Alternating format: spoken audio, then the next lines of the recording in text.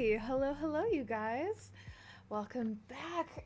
How was your weekend? I see we have Derigo in the chat first and foremost. Well, hello. And we also have Mixish and Mad Artistry.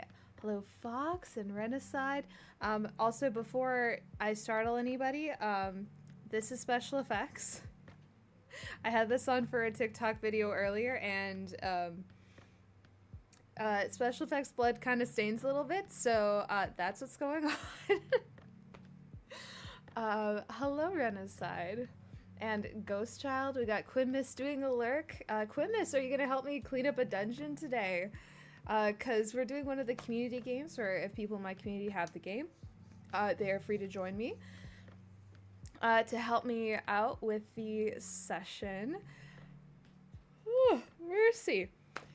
Don't ask me why I'm yawning. Hello, One Cool Fox. Spooky special effects for the win. Yeah, no, the look I had today, it was very ancient Greek, and I ended up doing like very it was very I was just channeling that inner Greek tragedy type of moment, real like deep in the feels. But I thought it was like a cool story plot twist, so I just posted that before going live. You guys can go check that out, and all of that good stuff. I hope you guys have been doing good, doing okay.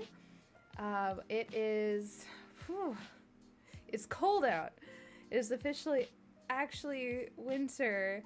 We walked down to like the nearby grocery store, and we're picking up some stuff for supper, and it was bitter. It was bitter cold. Hello, Icy Heart. And indeed, yes, the special effects stuff is so much fun. And this was like from a spray. I've never used like a spray blood effect before, but it was pretty cool. It did the trick. I'm not sure why, I got most of it off the top of my hand, but it really just like hangs into the joints part of the hand. Hello, Divergency. Letter to Santos to watch out for a jolly old fat man with a snowy white beard. Well, at least you let me know he was coming. That's appreciated. We got the heads up about it. That's a good. That's good. I love it. But yeah. Oh my gosh. Oh my goodness. But no, it has the past couple weeks have been a little bit of a struggle bus. You guys, if you tend to follow a few other spice merchants on social media, you've probably noticed a few talking about how they've been struggling with driving traffic to their side quests, so to speak. And yeah, I'm not sure what happened, but Meta went and did an extended sweep of people's, people usually have beacons in a link tree. Yeah, you can't even have that anymore, or else they will restrict your account, and that's kind of been the strategy, unfortunately. It's a little bit heart-wrenching, for somebody to be so intentional about basically being like, okay, how do we make sure that these women, and of course anybody else can be a spice merchant, but it's like, how do we make sure these at-risk people can't make money? How do we make sure we rip this away from them? So yeah, no more link in bio. We literally have to find ways around that, and of course the harder it is for people to find direct links, the more likely they are to just click away. They're like, oh, this is too much work. Hello, Miss K. So yeah, myself, a whole bunch of other people ended up getting restricted over the past couple weeks, and we're trying to figure out ways to accommodate for it. And of course, you feel it immediately, when you can't drive traffic as efficiently, the push for paid traffic only. No, they are they're basically making it so that if you are a spice merchant, if you have an OnlyFriends, you make it as hard as possible for people to promote it. You make it as difficult. You make it as difficult as possible for people to find you. So you can't have direct links in your bio anymore, and you can't have your direct links in your beacons or link tree anymore either. Which is just... Oh my goodness! Thank you so much for the follow, Garmothi.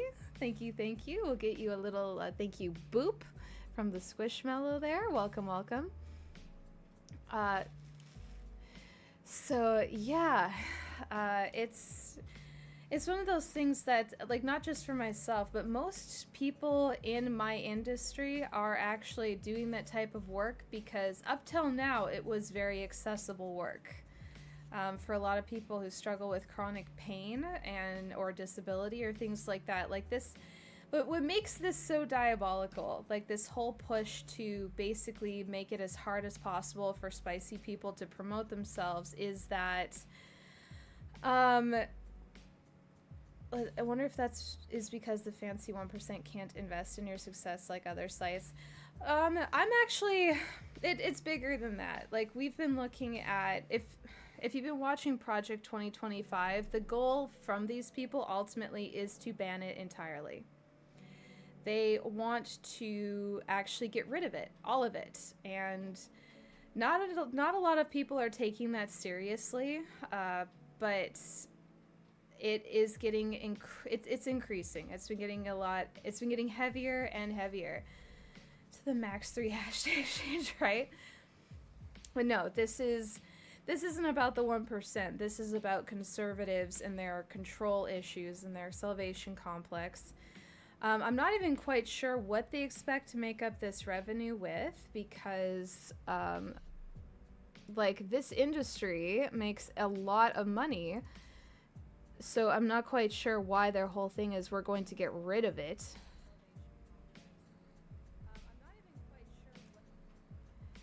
There you go. I can also see the YouTube chat.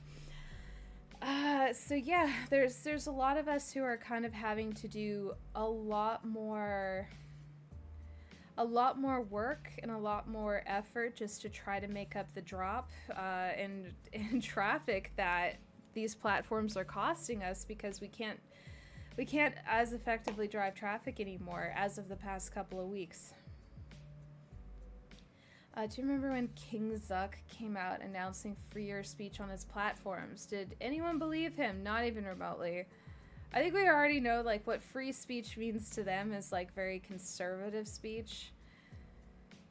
A lot of conspiracy theories, things like that. So many of my friends are spice merchants or do some kind of spicy work in some way, so I'm worried. Yeah, I'm not to be a downer on Maine, especially since we just got here, but yeah, I am also worried about it as well. Because, like, for a lot of us, and I think, like, for myself, I've had such, like, a very supportive community over the past few years and such. And while transitioning, if need be, transitioning out of the industry is possible, it would just be way sooner than than I was ready to do for my health, because I've been struggling with like chronic pain since I was working in disability care. And unfortunately, yeah, working as a PSW typically causes like long-term damage to your body. So I'm one of those people who's like, I would much rather have my whole whatchamacallits on the interwebs than ever go back, because it hurts. Like, by the time I was done 2 years in that work, I was going home crying every day because I was in so much physical pain. And so, like, of course, I'm frustrated with these people who are like, it's for your safety. It's for your safety. You can just go get a real job. And I'm like, you know what? You can go shove your real job up your ass. Me and my aching joints say, fuck you.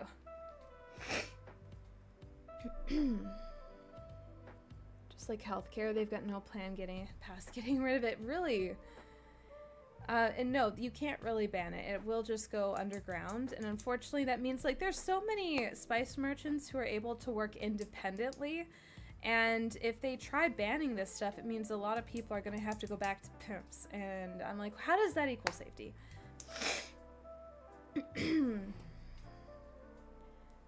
hate that having to go through that. Saw 3 ice raids in the area in my parents' neighborhood. Literally 15 cop cars. Jesus Christ. Neighborhood right now. Yelled at me to mind my own business for no reason while I was there. Ugh, gross. And also, nobody wants to see that. It's so depressing. The way that, like, ICE and, like, the Department of Homeland Security expect to be cheered on for what they're doing, and we're watching this being like, nobody wants this. You're depressing. Everything you do is so depressing.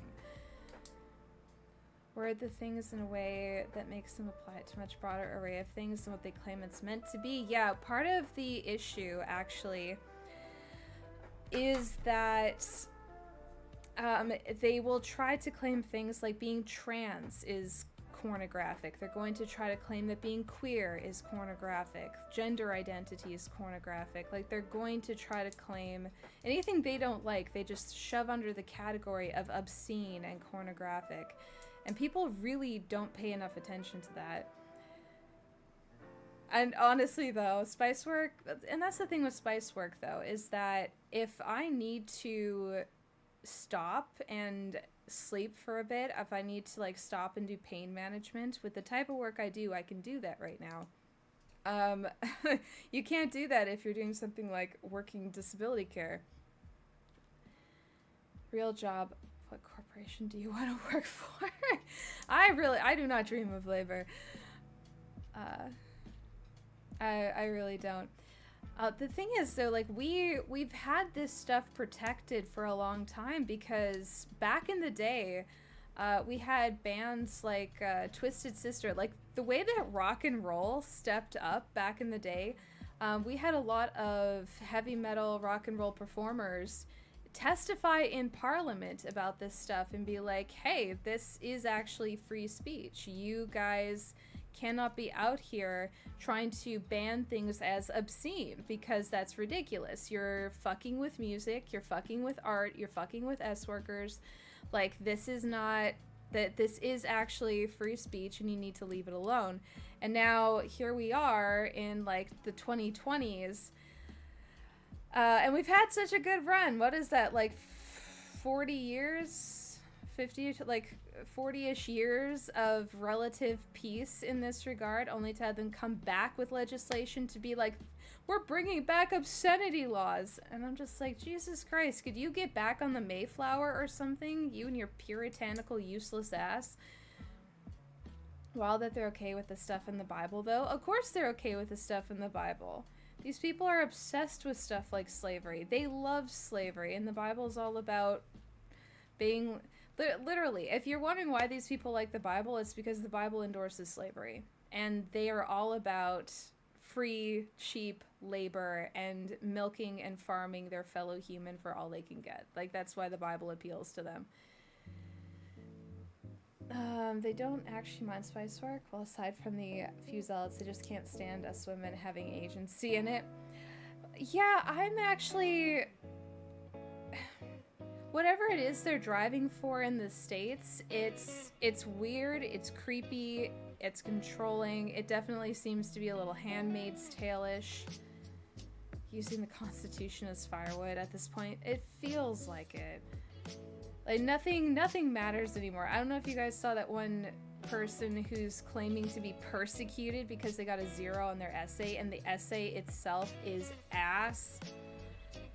Like, absolute garbage. And I'm like, did nobody, like, it's very clearly a stunt, but such a bad one. And I was like, I'm so baffled by this woman because she pulled what is very clearly a stunt, but it's a stunt that sets her up to look like an absolute moron. Like, she looks so profoundly stupid. And she did this to herself on purpose. Like, she stepped out there with her full chest and basically told the whole world, I can't write an essay for shit. And every single English teacher that she's ever had from high school onward is deeply ashamed of her. Like, what? Some agency is great to see. Then handmaids show up at protests too. Yeah, and that's the thing, is that a lot of this doesn't... a lot of this doesn't actually... It's less that spice merchants having autonomy bothers them. It's that we have gotten to a point where enough women have walked away from tradwifery that they have to force us back. I think to some degree they were fairly content to let us do our thing until the birth rate really started dropping. Because history goes in a circle, and spice merchants will be left alone up until periods where there's great economic stress and social strife. And then spice merchants are kind of like the first to feel it, where like we'll be left alone, and then suddenly we are the scapegoats again, and we're like right back in the public eye, and everybody has to have some kind of critique on our industry and our labor and blah blah blah. But in this case, they seem to have some kind of weird obsession with birth rates and some weird obsession with tradwifery. Like, that propaganda has been everywhere for the past 2 years, just trying to sell women on this shit and being like, how could you think this is oppressive? And I'm like, quite easily. Every woman in my bloodline begged me to get out. Is that Feller playing World of Warcraft? No, he is playing Horizon Forbidden West. Oh, someone was asking what you were playing. Easier areas to target, yeah. Having kids is expensive. I want kids. I'm also not bringing them into this. I want things to get better first. Well, you see, somebody isn't... It's not... They don't want it to get better. They've been telling us time and time again that basically suck it up. You need to self-sacrifice, have kids, and even if it sucks and you're poor, have more. I've literally been seeing these conservative influencers with their full chest say, have as many kids as possible. Doesn't matter if you're poor. Have more kids if you're poor. Yeah, and I'm just like, what? Some Miss Cases, hi Marcus. Hi. Here for a minute, I see we're talking about the unhinged nature of childbirth. To some degree, yes. Hi, Angel Wolf. Oh my gosh, the Horizon games are gorgeous. Some of my favorites. Can't make people dependent on shit work that fuels their profit, yeah. And so I think because stuff like OnlyFriends became so prolific in the public eye, it has a salience to it that a lot of stuff doesn't. They're really stoking that whole incel thing, that whole hatred of women who are independent, and trying to do this thing where they're culturally attempting, like, if women won't choose to go back, they're kind of like taking away the options as they can, which is what the whole like, oh, nursing, social work, these things are no longer professional. And we're like, we see what you're doing. We see what you're doing, you assholes. Still increasing, but that's not the point, of course. No. Just giving birth. Well, that's just it. They keep trying to convince us that, like, birth isn't actually that bad and it's a blessing and blah blah. Like, the rhetoric never stops and none of us are buying it. So we've got, like, where things are coming to a head, where you have these people trying to drive things back, and the rest of us who are completely self-aware about it being like, absolutely not, and now we're coming to a head on things like this. Love to have kids. Unfortunately, life said I can't except through adoption. But as a lesbian, they don't want me to adopt. It's almost like it's not actually about children. No, it's not. It really isn't. And you'll see it. Like, if somebody identifies as a lesbian on social media, the amount of comments that'll be from men insisting that she needs to give it up and she just needs the right dick and blah, blah, blah, blah, blah. And you're like, oh my god. Lesbians are a minority population. Like, her being lesbian has nothing, doesn't impact you. No, they take it personal. Hi, Bane. They're going to limit my access to what is normal male procedures because I'm trans. Yeah, I'm very worried about anybody in my community who is trans in the US, but also, like, Canada's got its own increasingly concerning nonsense happening here. Blended fish in their shoes in Minecraft. But yeah, no, I am a little bit more tired. I'm a little bit more tired than usual because, yeah, ever since these changes happened, like, this is the reality. Unfortunately, this is the reality of spice merchantry, is that it is, thanks to social bias and stuff like that, and also because platforms are not inherently stable either, you're gonna go through periods where you have to put in a lot more work. Things are not nearly as easy. You have to fight for visibility, and you have to take more risks with how you operate than you might like generally like to.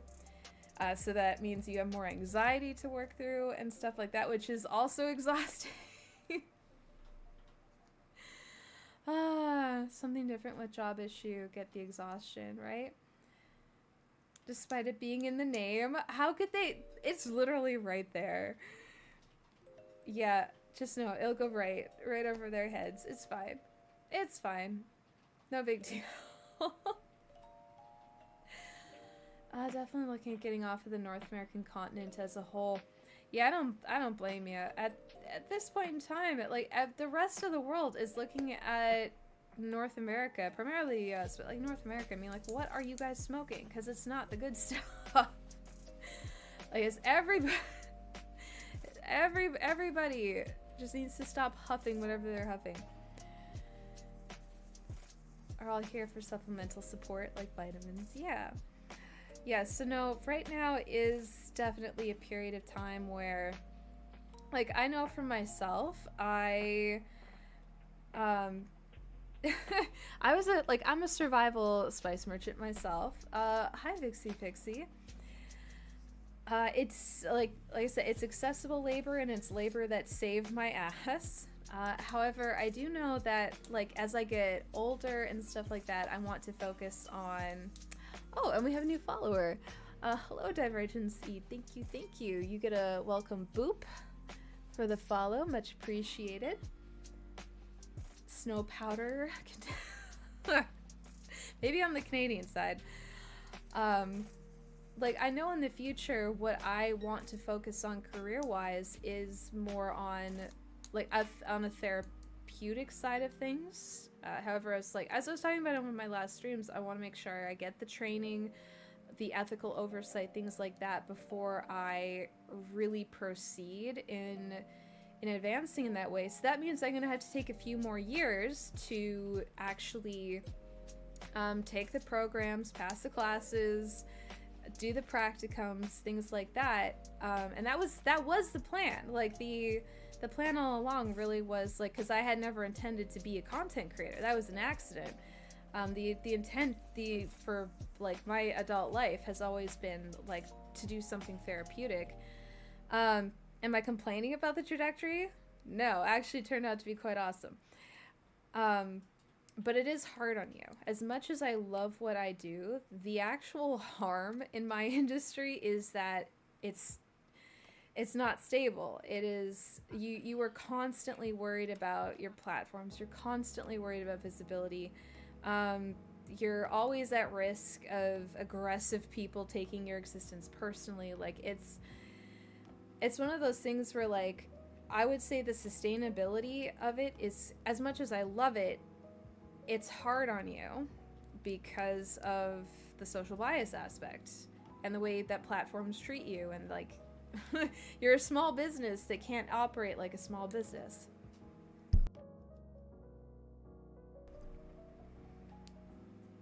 Yeah, and that's what I would love to do. It's just, unfortunately, the Project 2025 stuff is ramping up timelines on people, myself included, and we're just like, can you please give us a break? Like, just let at-risk people make their money and exist in peace, and they're apparently completely and entirely incapable of doing that. Alright, we'll see you later, Fox. And it's frustrating. Yeah, it is incredibly frustrating, and, like, I'm getting people like I have people telling me that like, oh yeah, they're just like they want to start and stuff, and I'm like, oh, my condolences. This is one of the worst times to be starting. Had to put rules underneath my pin on my X account because I'm finally getting the motivation to post stuff. Wanted to cover the bases. Yeah, stuff like that can. I've definitely found that putting disclaimers or rules on top of stuff can help. X, I don't know if they'll really respect it on X per se, but like it might mitigate some of it. Small businesses get shafted aggressively, especially this small business.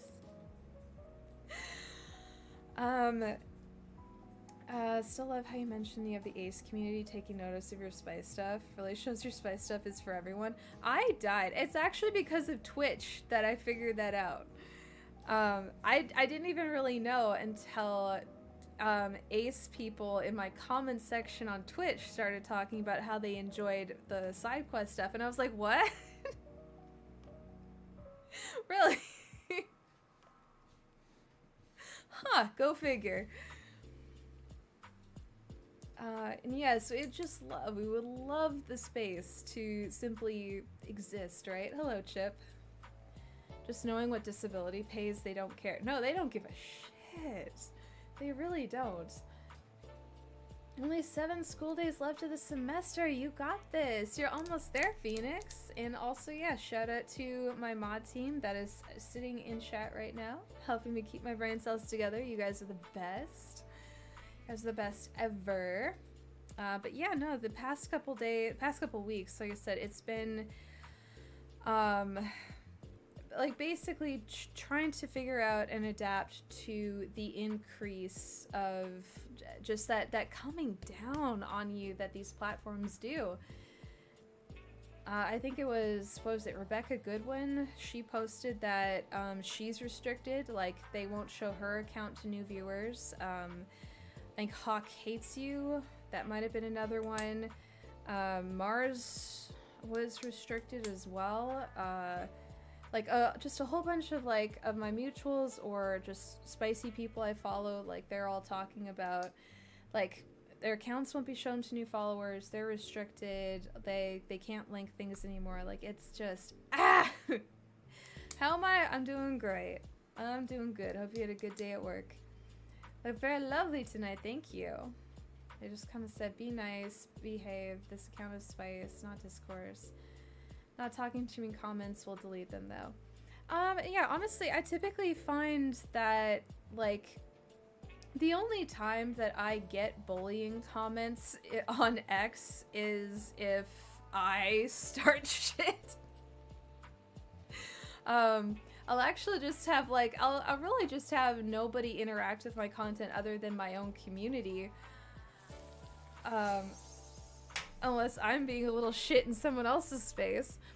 Thank you, Bane. That's 1-2 for 20 and another 1 boop. Thank you very much for continuing to subscribe and support my content. I know things are economically tough for a lot of people right now, so what support you guys do send me in that way, just mwah, thank you, and to everybody else who supports me in every other way as well, just you are the best. Some ace people enjoy spicy time, but they don't experience that attraction to another person. So usually it's more the action. From what I saw, your stuff attracted them because your makeup work, which rightfully said, no, apparently it's what I've been told by the asexuals, it's my vibes in my makeup. And I was like, you know what? Fair enough. Fair enough. I know Mars is pretty awesome. This isn't an actual or line job of mine, but more a side hustle I do. We're a bit closed off from new people, so my content not being shown to new people, meh, fine by me. Yeah, if it's not actually your main source of income, then it's not as big of a deal. Minecraft war for all the deplatforming for real, right? Right? We got a war. Can confirm. Can confirm. Yeah. No, I was just very pleasantly surprised. More so, and I guess like that was like something like part of asexuality that I wasn't aware of. Like I think my original understanding of it was like you just don't get horny at all. And then it was like, oh no, actually, it's not about a horniness level. It's about attraction to another person. And I'm not ace. I'm here for the vibes and makeup too. Valid. Yes, links in the Minecraft servers to go to war. Up on Twitter when it was still Twitter, got banned for fighting against misinformation about the pandemic. Yeah, unfortunately, but we have a hype train. Where are we getting a hype train from? I'm so confused. Apparently we started a level 1 hype train. Okay. Interesting, because usually you have to have like three people doing something. Prance is about like a delirious fae. Yeah, exactly. Got a 3 stream streak. Very nice. No, something that I have been kind of bullying conservative counts a little bit lately, but that is not my usual. I do typically keep to myself and my own page on this stuff. Oh my god, we got a tier 3 resubscription for 46 months. That's insane. Well, that means 1, 2, 3, 4. 1, 2, 3, 4, 5, 6 boops for Quimmis.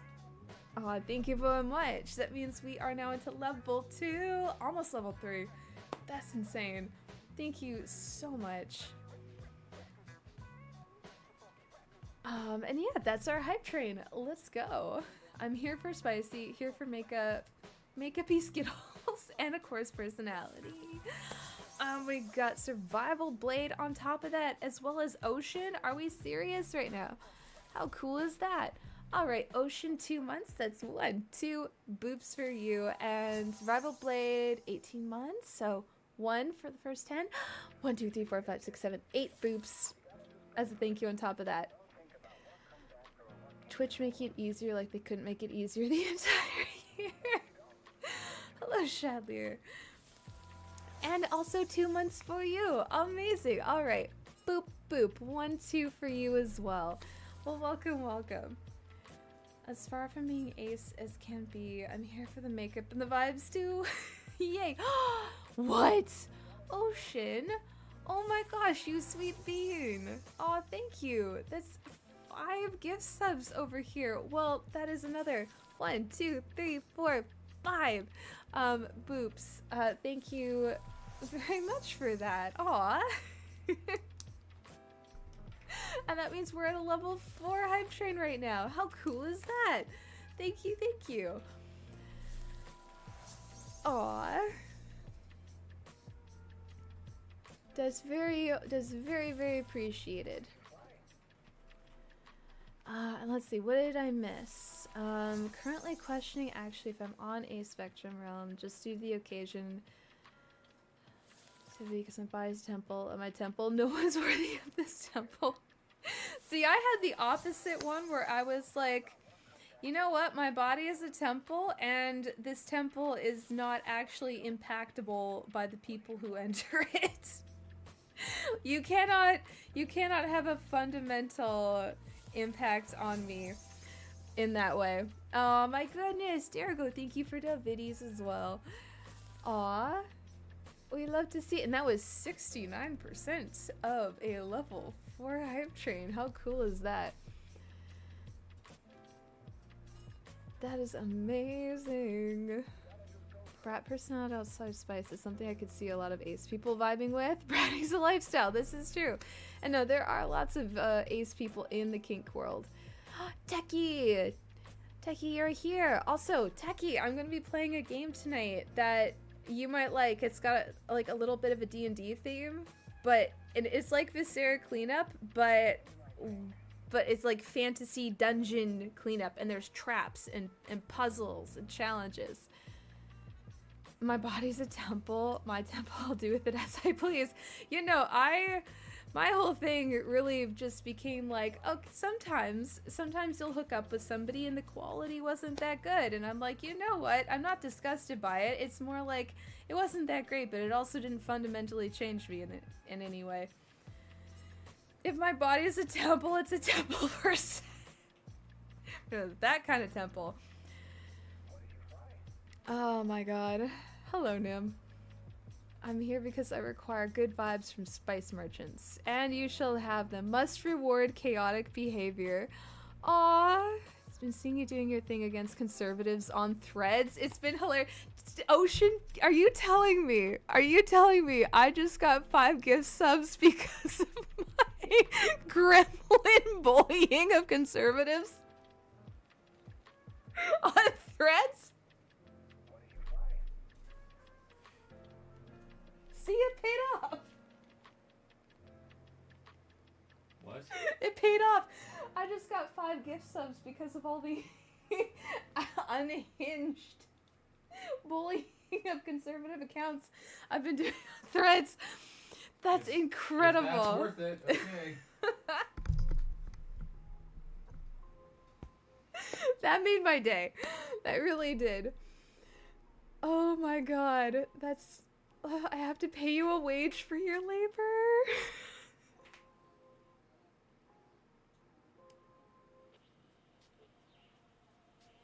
I am so happy you guys appreciate that.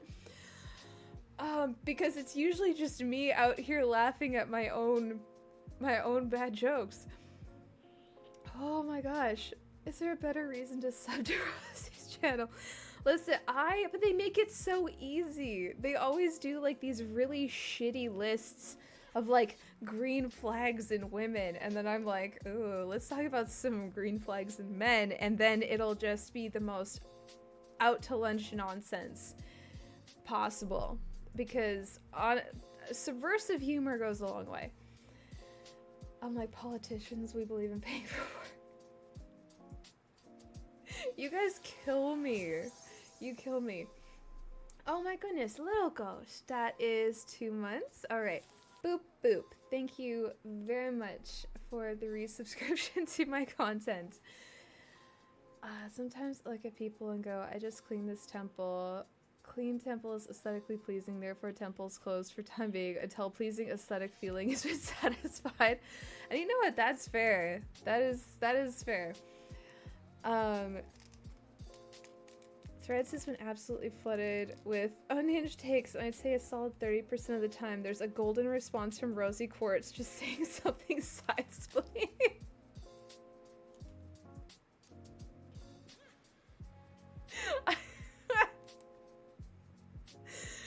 Oh my god, this makes me so happy that you guys appreciate this, because I'm like, I don't really want to argue with most of them.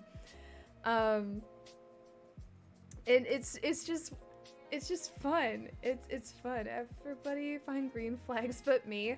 Well, I mean, in the last one, it was, one of the last ones I did, it was a list of green flags in men, and so I said green flag, because the first one was green flags in women, doesn't party, is quiet, loves children and loves to cook, doesn't have tattoos, right? Like, but basically boring. If she was a spice, she'd be flour, type of thing. However, I came back through and I was like, green flags in men.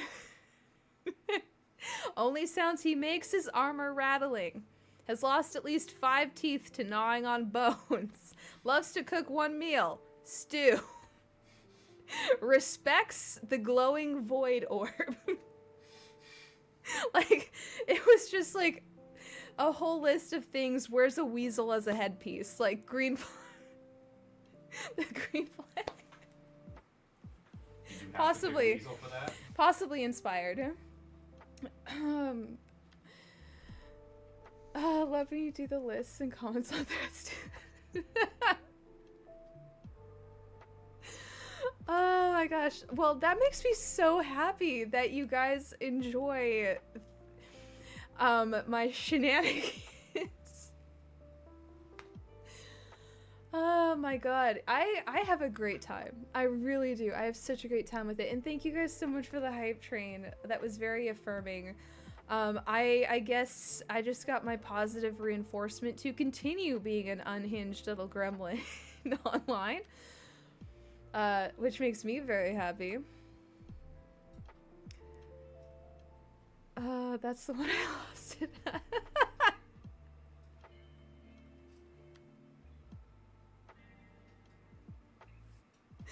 And they never delete me either. It's the funniest thing. They just let my shit stay up. Oh my god.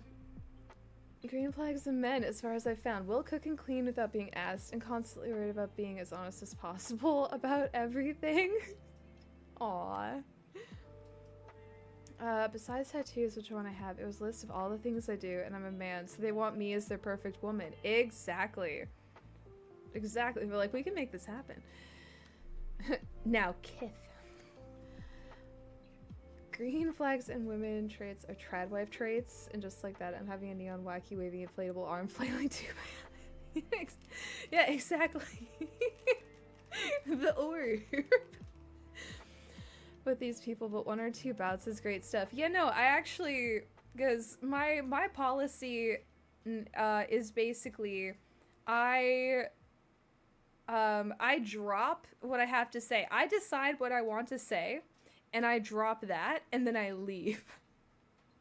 I don't look at... I'm not looking to see if they're arguing with me. I am like a little dive bomber on these accounts where like I'm just soaring up above the Threads app, and then I'll see one of them and I'll just like and then gone. There's no argument, there's no discussion. It's I have decided what I want to say, and I have said it. I see the post though. That makes me so happy, because like I was out here making myself laugh. It was nobody laughs harder at my shit than I do. Can attest to that. He was roasting me for that last night, actually. But yeah. I'm very happy you guys appreciate my shenanigans in this regard. Very much. That makes me so happy.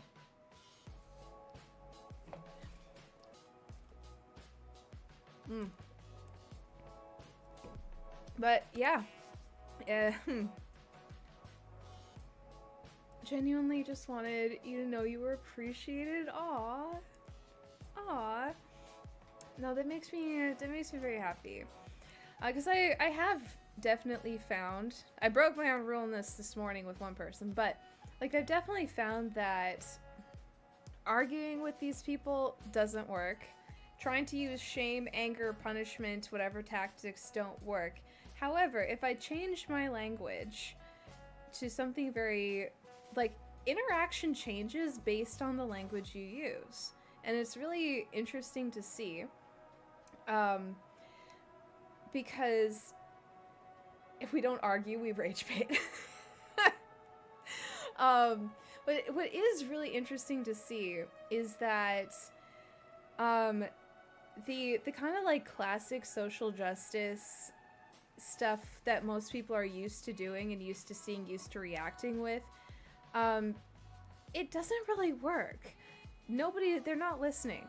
However, what I have found is if I switch my language to like, the one time on, like last week on Threads, instead of posting something about like, oh, how like people who's like, basically something like angsty about how rad femmes speak over S workers and stuff, I was like, I want to change my language, and so I flipped it to like shout out, affirmation, all the appreciation to people who understand that S work is work, who uplift us, who don't speak over us, who like understand our reality is our own and whatnot. And it's wild. It's really cool to see how people are so drawn to affirmation.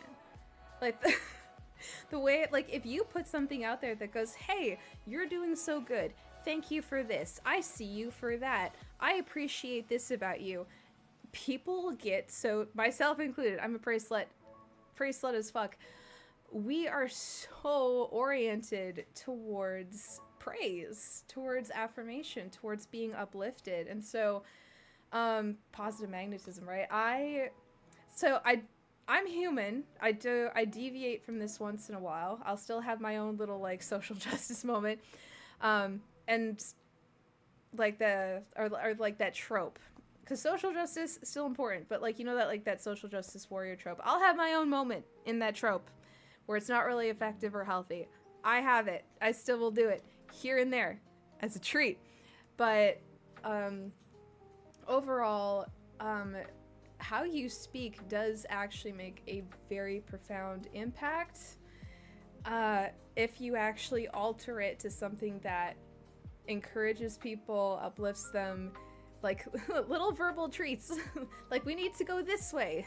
Praise, praise, praise, praise, praise. Only affirmation I get. Oh no. We gotta work on getting you some more extended community. Way too much shaming in our world instead of appreciation. So anyone who gives positive reinforcement really stands out. Yeah, actually, I've been seeing a couple other creators start talking about this though, and a few of them have been talking about things like weaponized accountability. We've been talking about things like how, like basically somebody can.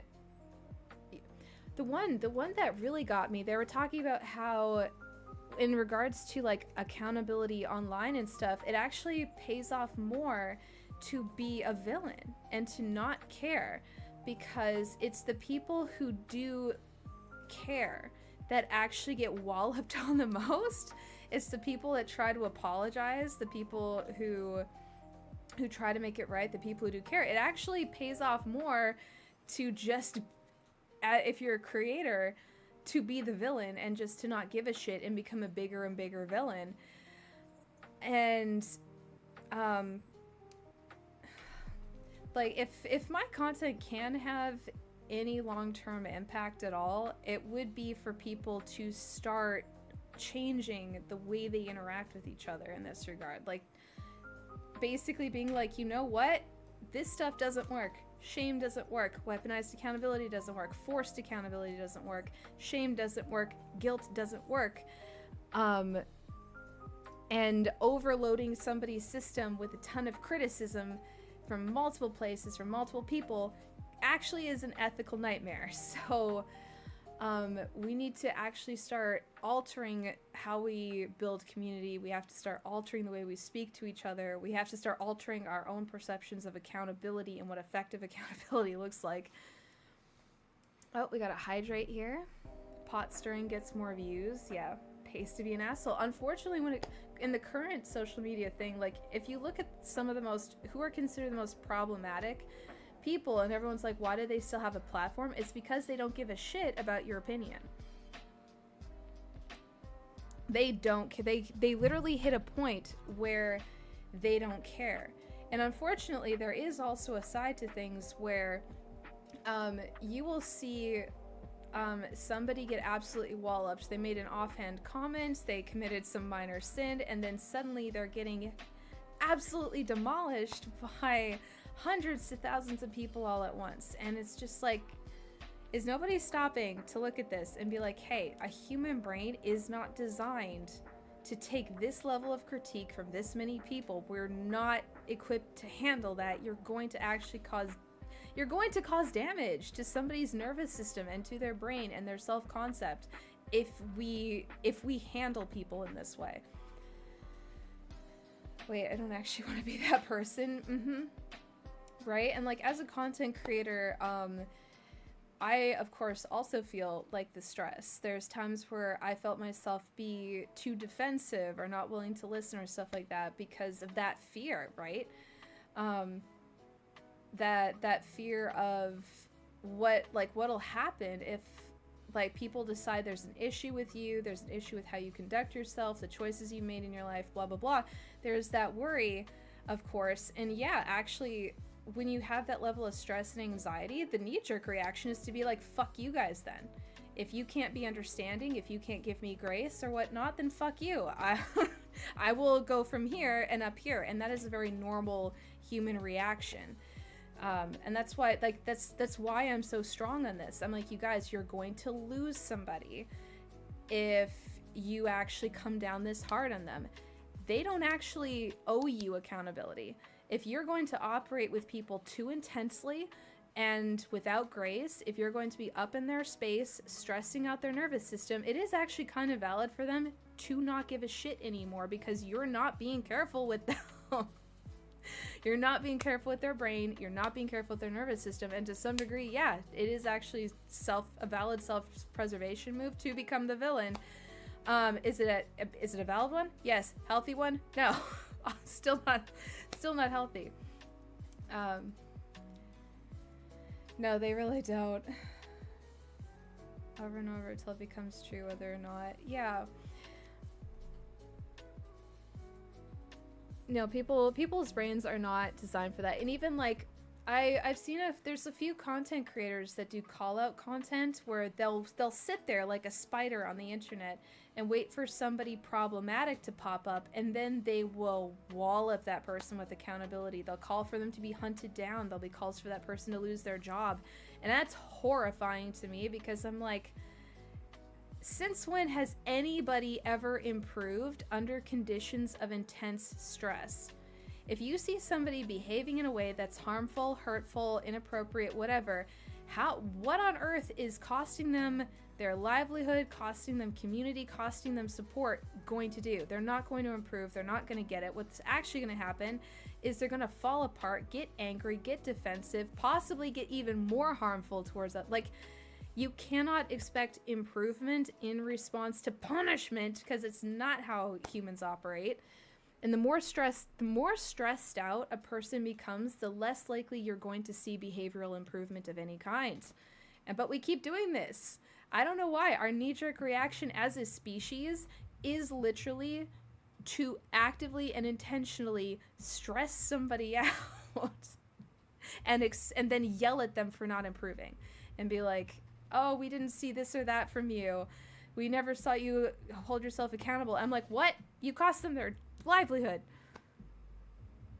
What do you mean? How are you realistically expecting improvement from somebody if they are not okay? If they're not in a stable place, it's not. And I don't know, like, it sucks because it feels satisfying. It feels satisfying to watch somebody get their comeuppance. It feels satisfied to see somebody have a downfall. But that's not healthy either. I know, it's like a lot of people don't really want to look at, like, hey, if we really want healthy, cohesive community and stuff like that, we need to let that go. We cannot be that person who's taking satisfaction in someone's downfall.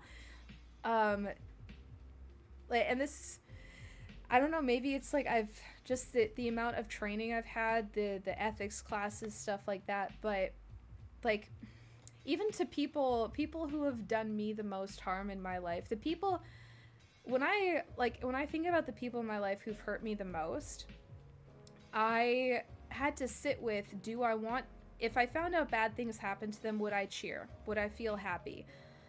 Would I want their downfall? And the answer is no. Actually, I want them to be, like, when it comes to, like, it's a very small handful of people, but to those people, I actually do wish community. I don't want them to be abandoned by friends because of how I was treated. I don't want them to be abandoned by family or community because of how they treated me, because people do not improve in isolation. And I don't, I actually, because from what I understand of human brains, their nervous system and stuff like that, they are more likely to seek out support. They're more likely to seek out improvement. They're more likely to seek stuff out if they are within community that is aware, but they're also not being abandoned. And they, like, my hope, honestly, is that they maintained income, they maintained community, family, friendship, and also that prompted them to actually move forward into continued therapy, continued education, and all of this stuff. If I were to hear that, like, people who hurt me in my past ended up having bad things happen, they had a downfall, so to speak, I would actually be more concerned. I wouldn't be happy to hear that. I'd be like, oh, fuck. No. No, because whatever darkness was in there that motivated the behavior that hit with me, that is going to be fed by isolation and stress and all of this stuff.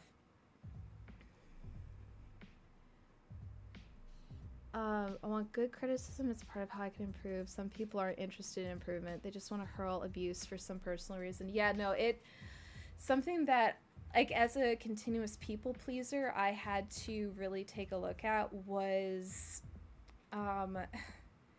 weaponized accountability. Like, if you are somebody who tends to fawn, tends to try to keep the people around them happy, to keep your environment stable, like, weaponized accountability is something you can really be susceptible to and can really take you just sideways, because you just want to keep somebody happy, and so somebody's coming in telling you you need to be accountable, blah blah blah blah blah, but it's weaponized accountability. People rarely care about rehabilitation. Rehabilitation is something that I am so passionate about. When you are dead set on a negative mindset and unopen to the thought of that person changing, especially when you're separated from a screen, right? And like, my whole thing is just like, the human brain has neuroplasticity. Our capacity for change is immense. Our capacity to go from here to something else entirely is definitely there. Like, we have, like, I guess, like, my view of a human brain is so positive and so like, yes, this is so cool, that for me, I tend to look at this stuff differently. Oh, hello, zombie. Hi. Welcome. Your person. Yeah. And that's something I would say, like, just something to keep an eye on, right? Is that actually, no, not every call to accountability is a safe one. And that's something that you determine through discernment, right? You don't have to have like a black or white view of things. Every situation is different. Communication is different. Fall, but I'd want them to leave me be, because then they're causing their problems. My enticed anger, right? And like, there's certain people where I'm like, I don't have to be their community. I'm not going to wish their downfall, but I also don't need to be their community. I don't need to be the person running this. It's safer for me to be outside of this.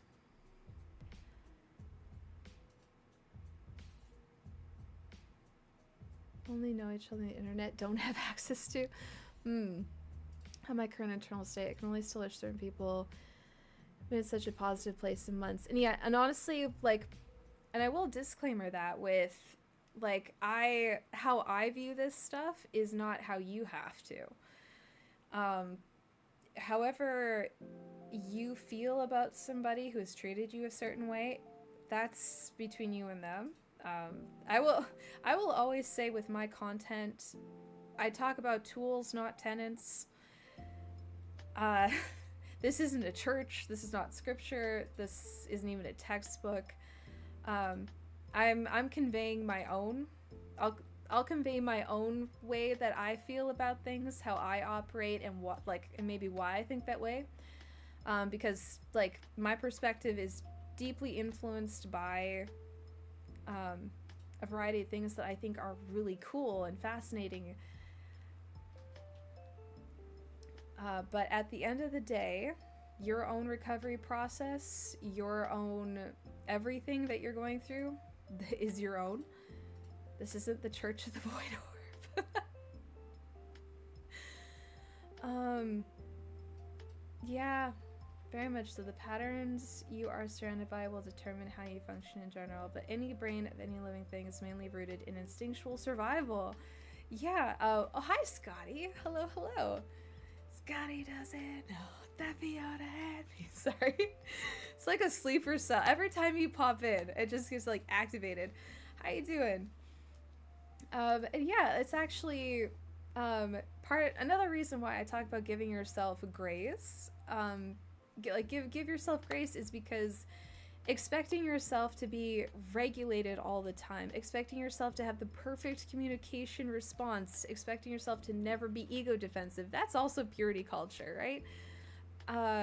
You are going to have times where you lose it, you freak out. You're going to have times where you were stressed and overwhelmed and whatnot, because yeah, at a baseline, our brain is there to keep us safe, and sometimes it gets overloaded. Sometimes it throws up defenses because it's like, mayday, mayday, mayday. It happens. Job hunting the past few weeks, though. Oh my gosh, well, we're wishing you all the good luck. All the good luck for Scotty to find a job.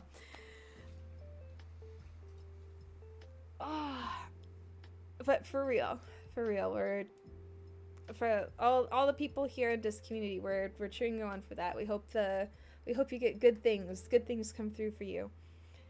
Redundancy sucks. Yeah, it does, right? Scotty gets a job and it's really cool and the paycheck is enormous.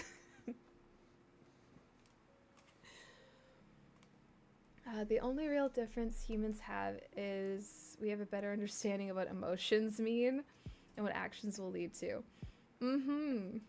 Exactly. All the jobs. So yeah. No, we were talking about mental health things. We were talking about harm reduction strategies, all that stuff. We're about to jump into our game, though. Worst time of year to be looking for work as a gardener, too. Oh, man. Yep, no, you're like right in winter. Gotta go do stuffs? Okay, Liz Bunny Kitten, thanks for hanging out. I'm already confused. Harm reduction strategy. Work out until my arms fall off. You know what? As long as you're not straining your body, hurting your muscles, like getting in some physical exercise is really good. Yeah, of course, Ocean. Thank you for your conversation contributions, the gift subs, all of that good stuff. There will probably be more unhinged interactions on threads in the future. Finding a job in Michigan's like trying to be an explorer and find a new species. Yeah, no, I know across the board it is hard. It is hard for everybody. Monetization across socials beyond just TikTok and Twitch. Yeah, do you actually get the creator fund in like over where you are? Because we never got it for Canada. Oh my gosh! We've got a new subscriber. That is Tigerman for 40 months. 1, 2, 3, 4. One for each 10 months. Aw, thank you and welcome back. Just punching the bag until it begs for mercy. Does the punchy bag have a safe word? Perchance. Commission to make a map for a D&D campaign. Ooh, very nice.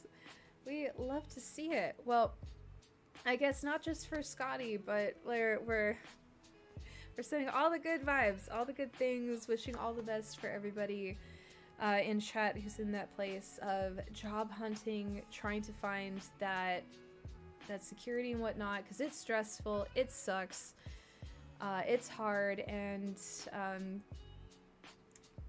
yeah, no, just wanting it for all of you.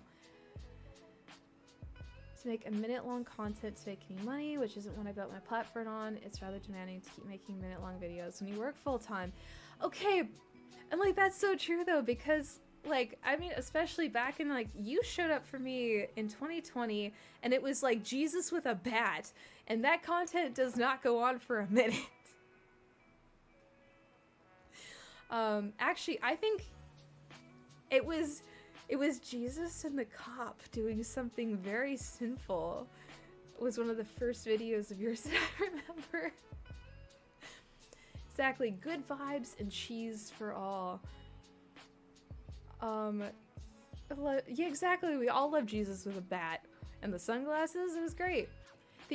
No, I was just like lamenting to him the other day where I was like, I wish it was as easy as it was like 2020 to 2022, ballin'.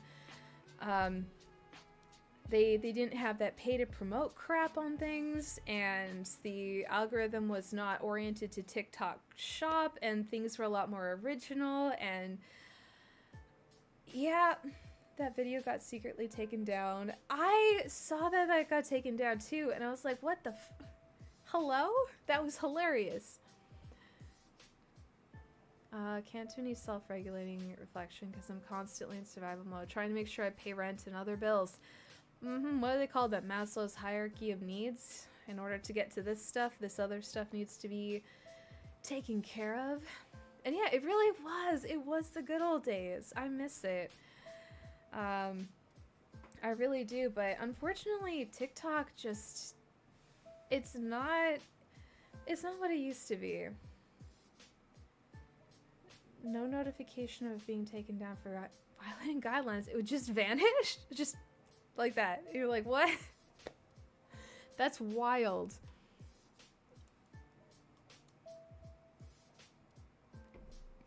That's insane. Caused 2 outrages with that video though. They were so mad. We were actually just talking about rage baiting conservatives with humor, right? And yeah, like the Jesus cosplay content just was so sublime at it because it was genuinely funny, and they get so like about it. Indeed, give me my childhood back. Remember when most of your videos were just you causing brain resets with your nails set to the song "They Like the Way I Grind, They Like the Way I Flare"? Oh man, I have not had a new nail set on in months. I have been so busy, and then also when I'm doing makeup gig work, it is easier for me to work on somebody else's face without the long nails. Oh, I know, it's not even the hot kind of mess. Alright, we'll see you in a bit, Angel Wolf. TikTok browser is so much better than the app. Ergonomics are real, though. Really, I never really look up TikTok or Insta on a browser. It's always in the app. Might have to go to Shot at some point, but... Found the type of nail glue that will actually work for my baby's nails. I mean, like, if you find glue that's not really adhering, I think like what nail salons literally rough up the nail and then glue so that the glue grips. The first outrage was because conservative Christians thought I was suggesting Jesus was gay. The way they never let that go, and they never stopped coming after you for your profile pic. Months after I posted the video, the cop unfortunately passed away in a car crash. What? The news used his video for the report, so conservative Christians saw my video and weren't bright enough to notice the date. What? No, how did you had no idea. It was the perfect, he walked right into it. He walked right into the joke, and then he got hit by a car?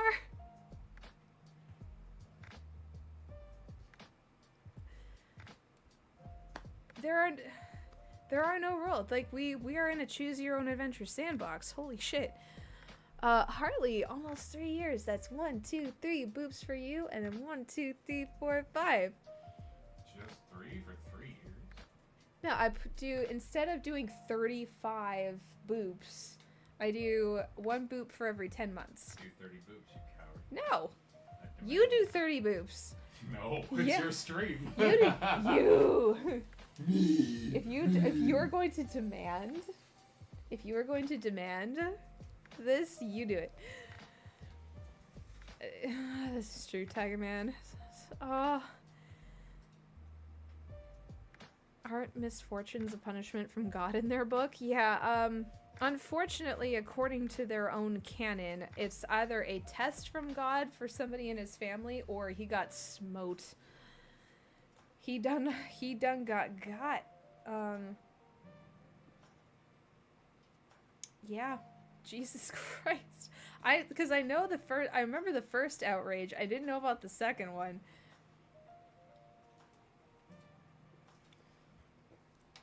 Can we get Marcus Boops? You want Marcus Boops for free? In this economy? Nope. I can boop him.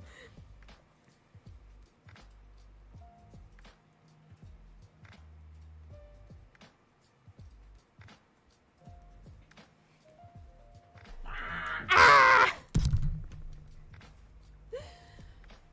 Okay, I think I'm about ready to do some dungeon cleaning today, so we're gonna hop into that. I want to take this sweater though, because I'm waiting for a walk in the cold, and I am wearing a merino wool top underneath this, so I am dying right now. I don't know what else to call it. It's like canon to the Bible. There are two big unfortunate issues with the video we posted. One, of course, the fact the way he positioned himself looked like he was giving Jesus a good time. A good time. The other, which I genuinely don't think he realized, was the image of Jesus he used was actually from a troll picture using the face of Charles Manson.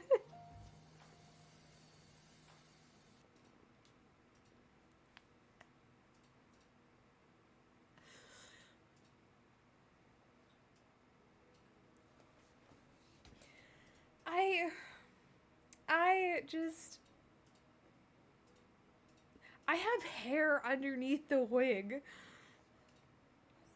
Bible canon is someone's fanfic. Oh, listen, there is some very interesting Wattpad content about the Bible out there.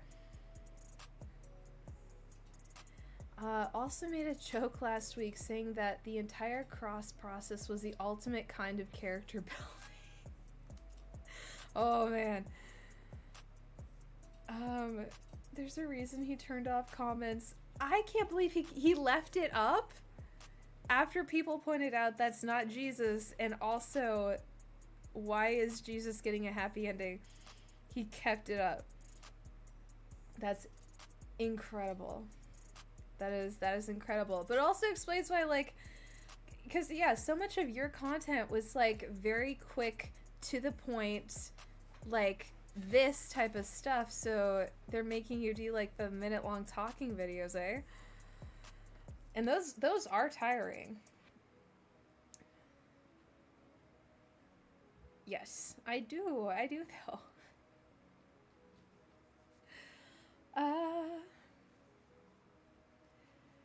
Damn.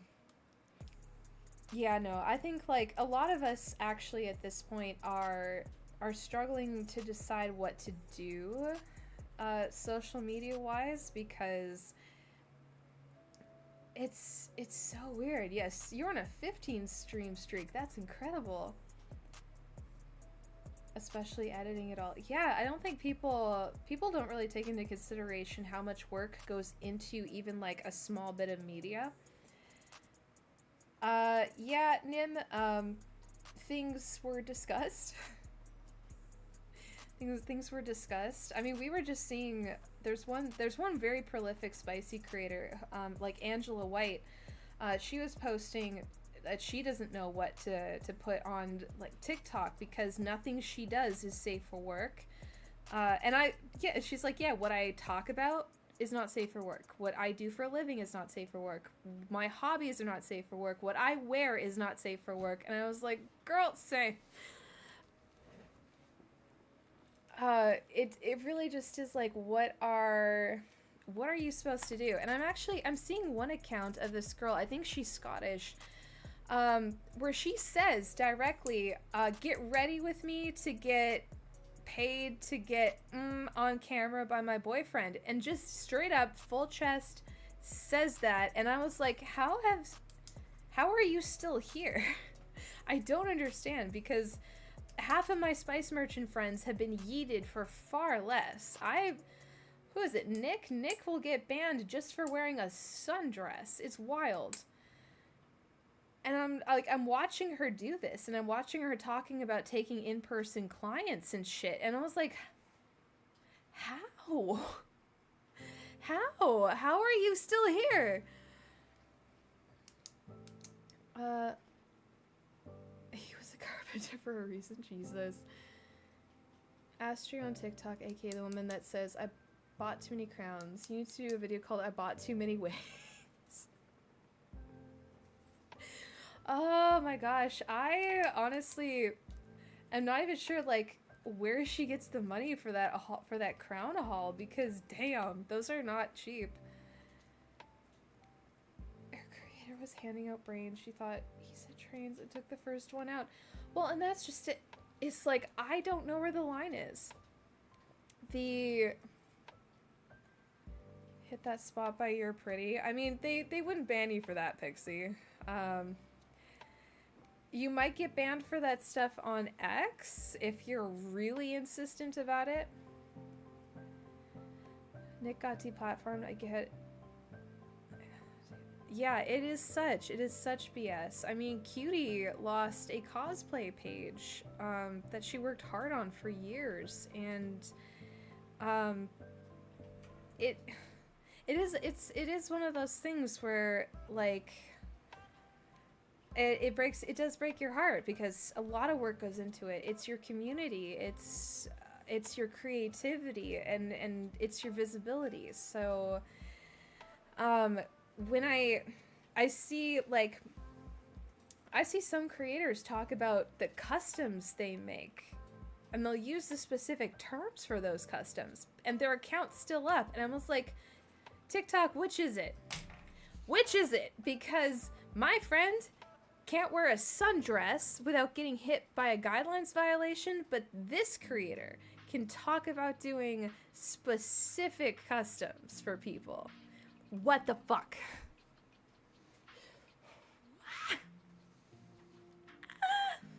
It's insane. Well, we're not talking about haters, though. We're talking about guidelines. We're talking about the platforms themselves. Art of Trump and Bill, uncensored stuff. If it's the AI one that's been going around, though, where like Bill's on the couch and Trump's kneeling, that's been, I don't even think they can catch all of that. And yeah, no, that's like, I posted on Threads today where I was like, part of being in my community is that you are at risk, and I will put that at-risk status at the forefront of my brain when it comes to interacting with you, which means even if I don't like you as a person, even if I think your vibes are fucked, if I see you lose your platform, I'm not going to cheer about it. If I see you lose your community, if I see you lose visibility, I'm not going to... It doesn't matter how much I dislike you, I will not feel happy about it. Because I'm like, you're still at... My dislike does not negate you being at risk.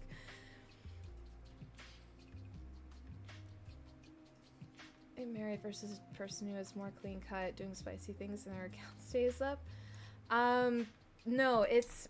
So the guideline... There is a labor discrimination, basically, across platforms. If you are a spicy creator, you are not allowed to promote it.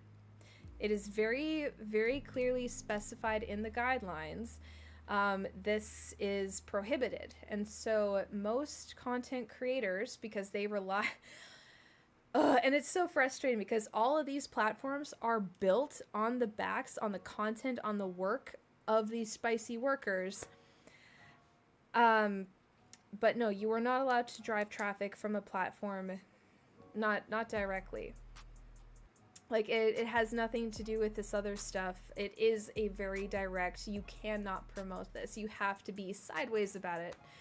Hence why people say things like spice merchant, accountant. Nobody asks you questions when you say you're an accountant. Sometimes humans forget about that. Yeah, and like, don't get me wrong. Like, there's some it's very rare. There's very rare times where, like, I see somebody, like, something happen to somebody, and I'm like, thank God. But it's usually because they are a Nazi. I I save my calorie for very specific people.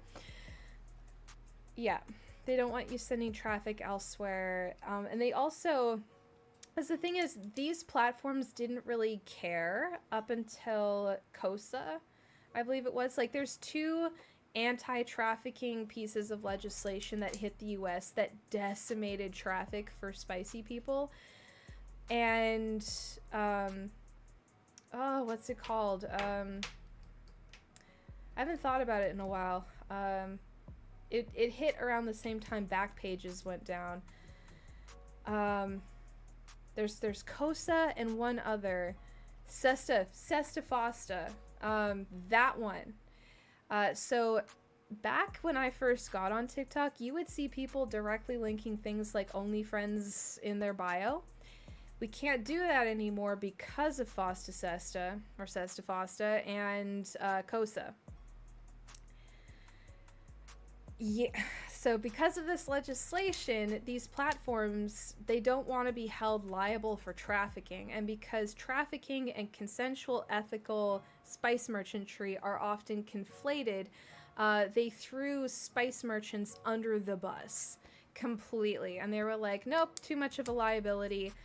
So even though, like, it's very infantilizing because we're out here like, no, we are grown-ass adults doing the work within our agency and autonomy. But these platforms don't want to be held liable. So they basically were like, across the board, yeah, even platforms that aren't centered in the US are impacted by this, because a lot of servers for the platforms are still in the US too. The friend who outright has it linked in her TikTok. Yeah, that's a massive risk. The first time I've ever heard that. Yeah, that's it seems, if I say spice merchant, people seem to get it. If she has it outright linked in her TikTok, I would say she's either shadow banned to hell, or she will get banned. It's just a matter of time.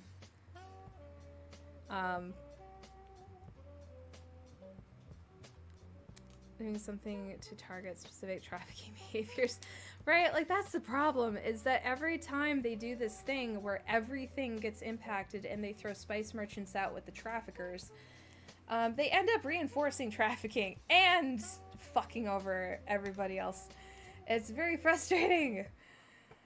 Or just like, please, just let spice merchants be. Just let them be. The spice is the friends we made along the way. It's labor, same as carpentry, and there's hammering too. Exactly. Just get you for being a spice merchant. You can always start selling start growing chilies and selling them. No, exactly. It's not drag queens. The way that, like, every time somebody pops up as having some interesting things going on with children that they should not be, it ends up being a pastor. Discord link on YouTube's invalid, by the way. Oh, awesome. Thank you for letting me know. I'm gonna give myself a little note to fix that.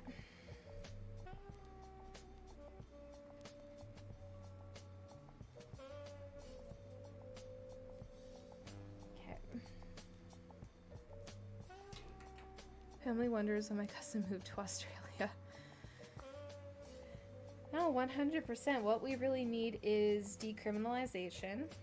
And I shared it to my threads. There was somebody who's doing research on objectification and the different ways objectification shows up in society. And it was very validating because myself and my community have been saying it for ages. Is that, like, oh, we have a hydrate here.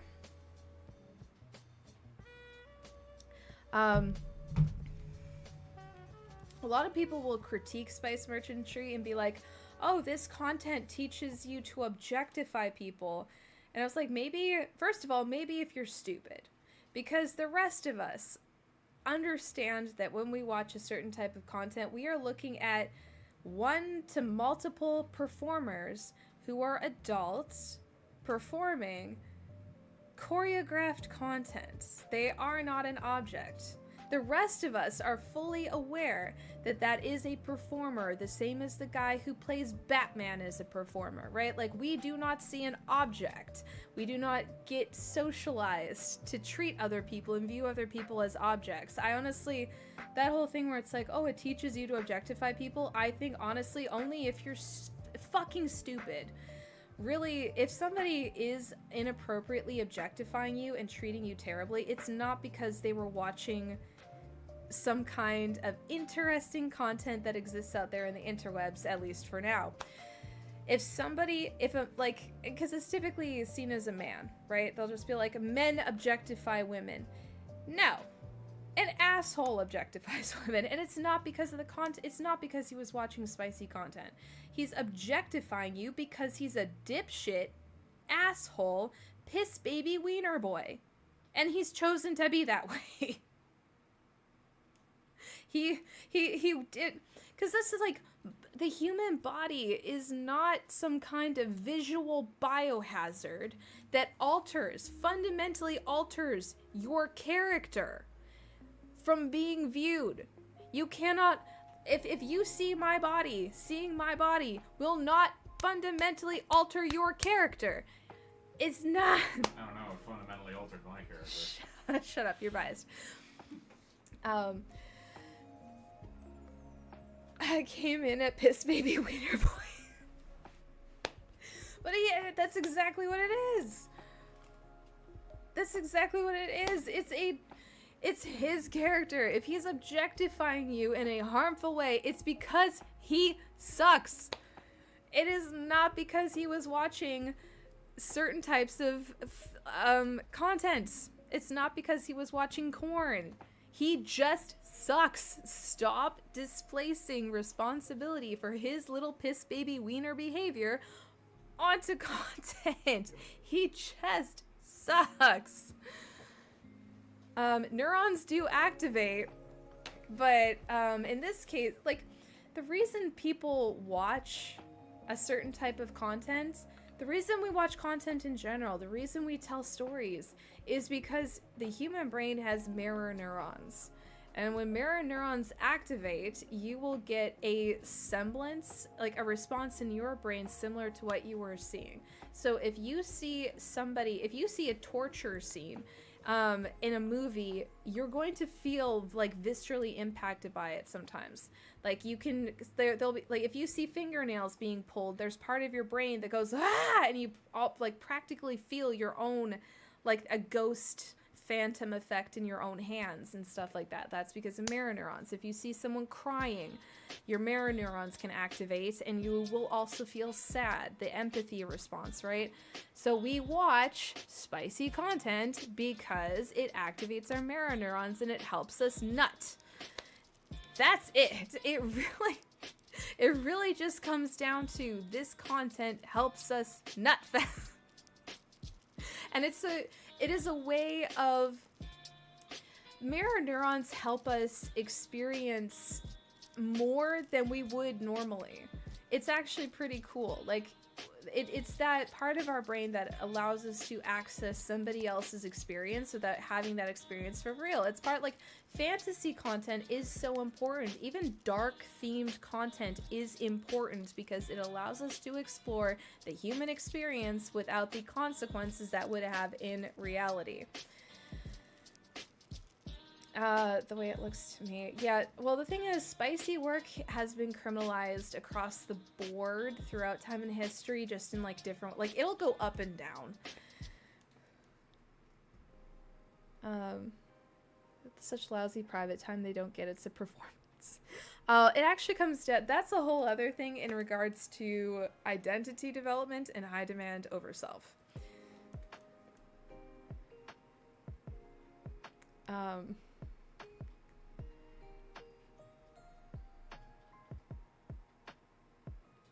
All the endorphins. Go sleep now? Yes, please, go sleep.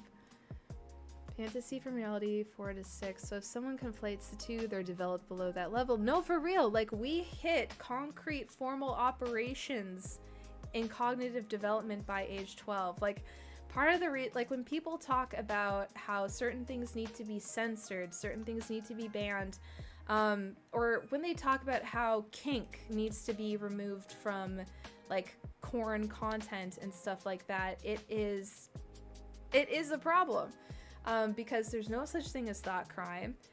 Expecting people who have a higher skill level in intimacy to pull back because some people are stupid, not reasonable, not realistic.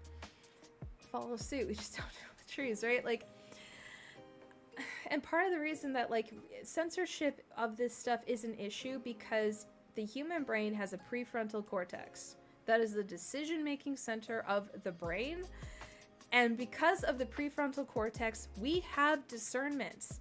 We do not just act out what we see in media. We are not empty vessels that are swayed and randomly influenced by the things that we watch and read. We do not actually have to be worried about normalizing things or somebody just starting to do stuff because they read it or they watched it. We have discernment. Most people do know the difference between reality and fantasy. They know a performer in content is a performer. They know that you're not supposed to try to do this at home that you saw in media. Like, most people have a functional prefrontal cortex to some extent. And the idea that we just are influenced by what we watch, the idea that we act out what we watch, the idea that watching spicy content will make somebody's brain objectify others, like, that's evangelical Mormon shit. That stuff, it's like leftover D&D D&D equals demons nonsense, or rock and roll equals demons, or smoking weed will lead to all these other drugs. Like, it's leftover exposure superstition, because people used to believe exposure to this will equal this. We don't actually function that way as a species. And for some reason, we keep hanging on to this confirmation bias that seeing something being exposed, and it's leftover knowing about gay people will mean your kid turns out gay. No, if your kid turns out gay, it's because they're gay. Judging by how some people behave. No, honestly, just because somebody else parkours up a building doesn't mean I'm going to. Like, I'm not going to go attempt to do certain things because I see somebody doing it. No, I have survival instincts. I know I don't have the training to do it. I know I don't have the coordination to do it. Found out one of my cousins for the last 5 years has been doing spice merchantry, and as of last month our family found out. Done this to afford college, but the minute our family found out, her father threatened to call the cops on her. All but me and a few others disowned her, so she moved to Australia. We miss her, but she's glad she's living her life. Holy shit. Yeah, having to move to Australia is like that's gotta be a whole lot. Like, all but her dad tried to call the cops on her. Like, oh my gosh. Poor thing. Getting increased ads about porn addiction on this. And the funny thing, I will bet you money those ads were actually funded by Mormons. I would bet money on that. Blanket censorship is nonsense. And you see, that's the thing, is limited exposure, for sure, depending on what your cognitive developmental level is. Because, like, spicy content is not appropriate for certain developmental stages. It's for once you hit, like, around, like, a certain age, like, as you get up there, like, yeah, your brain's going to be like, yep, we're good to go. But the problem is that spice merchants built the internet. The internet is a tool for spice merchant visibility first and foremost. Like, the internet is for corn. That is the foundation of it, and parents are not realistic about it. Legislators are not realistic about it, and they keep, and I made this analogy before where I was just like, if a child walks into a bar where they serve alcohol, that's not an appropriate place for them to be, based on their cognitive developmental level. However, we do not yell at the bartender or get upset with the bar for existing. You look at the parents and you go, hey, you're not monitoring your kid. You are their primary caregiver. What they are exposed to at different developmental stages is your problem, your responsibility. Therefore, besides, so I always hit the skip button. Because, Mormons and evangelicals figured out that if they can convince you that it's addicting, you've got an addiction, they can sell you recovery programs, which is wild. Ultimate Spice Merchant. Yeah, you'll have to go down Hunter.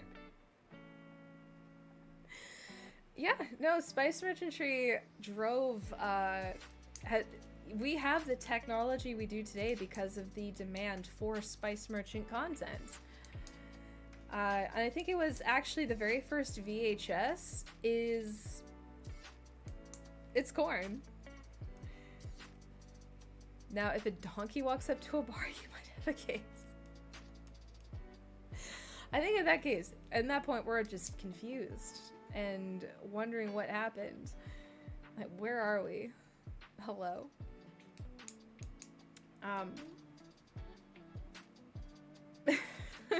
No, that's too bad. It's impressive they made it about 5 years without being discovered in regards to the work they do, and I'm not surprised it was for college at all. That's another thing that bothers me, like the critique people talk about, where they're like, well, young people, like, it's predatory towards young people, it pulls in, like, people at, like, 18 and stuff, and I'm like, technically speaking, ideally, Spice Merchantry is for people 25 and older. Ideally, between the ages of 17 to 25, you should be in university. You should be in college. You should be getting your first practical work experience. And the reason we keep seeing younger people in the industry is because typically they're out of foster care. Or usually they're from lower income families who can't pay for their college tuition, right? I really wish people would be more practical about this. Like, they can't stop yelling at the industry for existing and being accessible labor. Like, if you actually want to protect people, like, that stage is very vulnerable. 18 to, I would say, like, 23 in particular, very vulnerable stage. You're figuring out your identity, all of this stuff. I would prefer. Because, like, I think Spice Merchantry should exist. I absolutely love what I do. But it is safer, it is more ideal if you get into it after 25. And what I want to see is not this whole, oh, the industry's predatory towards young people, blah, blah, blah, blah, blah, ban, etc. No, what I want to see is increased protections to help somebody in foster care transition into adulthood. I would like to see housing security and health insurance be guaranteed to young people. I want to see them have access to free post-secondary education. The way that people, they'll make this argument about young people in the industry and completely miss why young people are in the industry in the fucking first place. Mom started a petition to have the only liquor store in her town removed from the town because it was not what a good Christian town has. Oh my god. Your mom's insufferable. I'm so sorry. Way to see them the way that they wanted to. Let them. Yeah.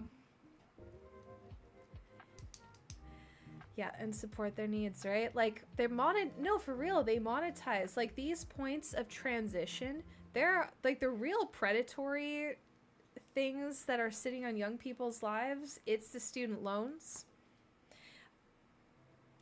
And it's like those other factors that wait for at-risk young people to be coming through.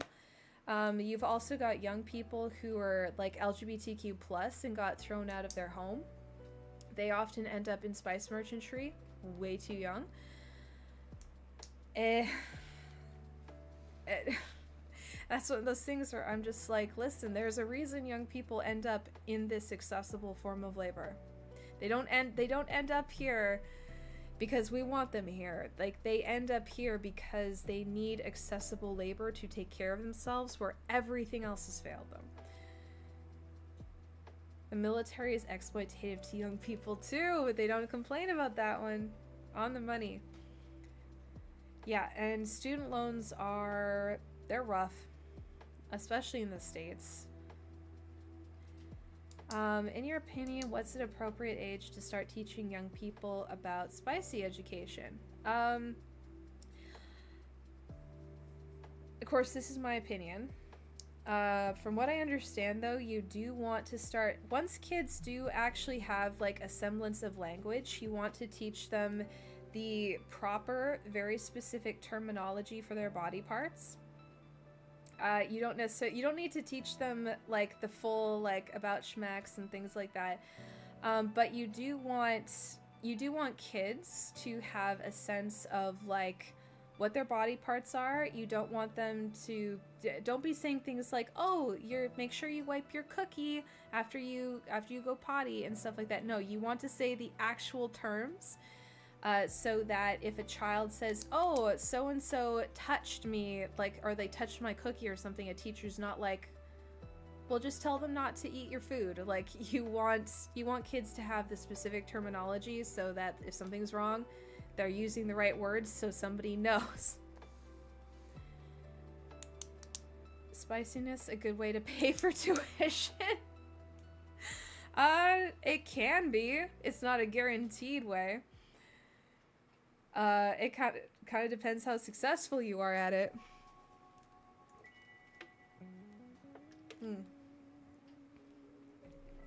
And then yeah, you can look this up. There's the stages of cognitive development, and you kind of just like you go along. You tailor according to whatever stage their brain is at, and you basically just keep layering on the information as you go. Rosie, have you worked with kids before? Yeah, actually, I did primary childcare type of stuff from about, I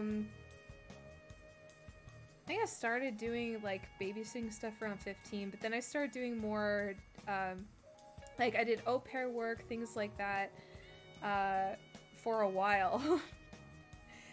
So actually, yeah, my first work was with kids. I actually loved working with kids, and if I hadn't gotten married, I actually probably would have gone the daycare route, career-wise. I had opportunities starting to line up in that area, and instead I went and got married. God damn it. Starting one, just try it out. God, this face is hilarious right now. Well, that is a whole thing when it comes to, if you are in college and stuff like that and you have other sources of income, I would say rely on those because it's less risk to your other career opportunities long term. But my guess is most of this is trolling, Survival Blade here.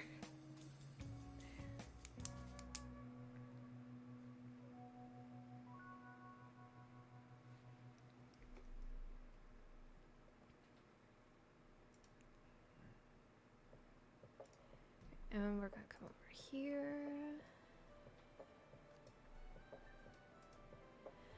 So interested to know how you do a parenting kind of deal. No, there's different types. So there's the permissive parenting type, authoritative, and authoritarian. And it's ironic because authoritarian doesn't sound healthy, but the more ideal parenting model that I was taught in regards to cognitive development was authoritarian versus permissive versus authoritative. My parents were under the authoritative category. But authoritarian parenting, that's the one that's got like it's structured, but it's not like it's not the intense punishment-based type of very strict stuff that I got. Hello, William and Crimson Tech. Those of us with spicy brain tend to take a bit. Yeah, no, the way that my younger sibling and myself are apparently both neurospicy, and it got missed completely by our parents.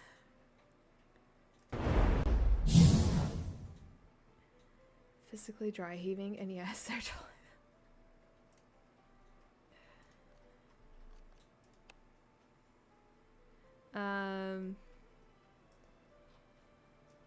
Hold on. Get back over here for a second.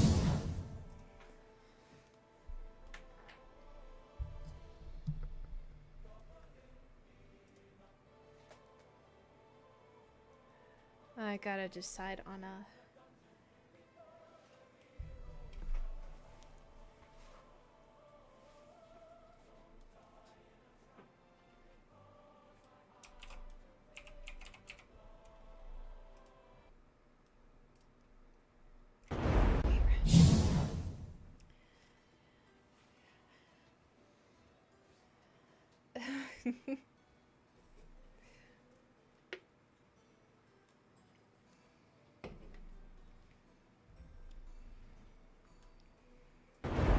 Wait, what am I doing?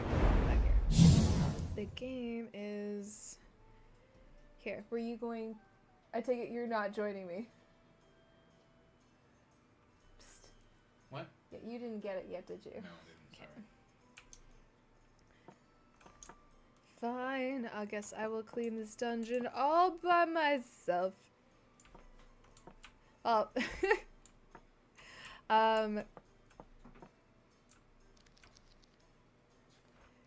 Thank you for doing a lurk. Right, I'm gonna try this one. I was attempting it last night and I failed. I just failed the challenges. Yeah, basically, authoritarian parenting, you're hands-on,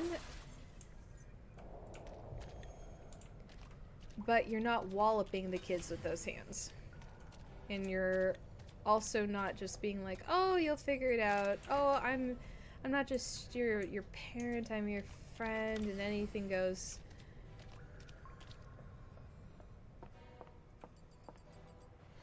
Mom used the wing it style of parenting, so that would be permissive. The cousin's hangry, going to cook. Yeah, sounds good. You're trying to invite a man to help with cleaning. Oh my gosh. Well, actually, something I do very much appreciate about him is that he is very participatory in stuff, very much more on top of cooking than I am, that's just true to my lore because I've yet to make friends with cooking in general.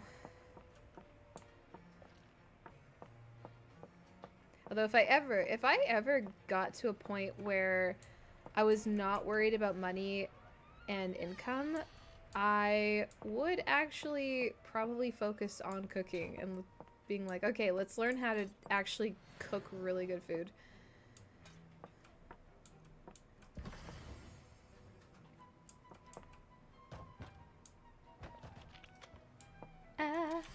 Alright, so one of the challenges is we need to put this all back without breaking anything.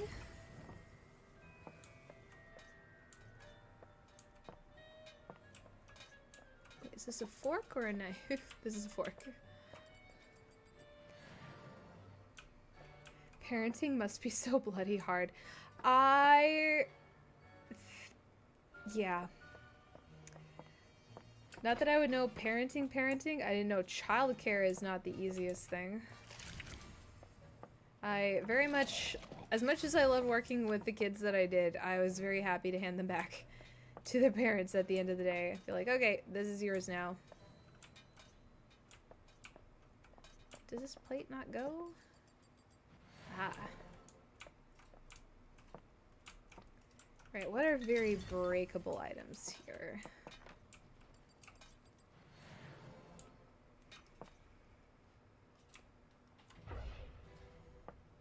Is there a way to make it brighter in here? It's best cousin I have. She'd find a girlfriend. Too bad. Yeah, right? You're like, you know what? It's if you were.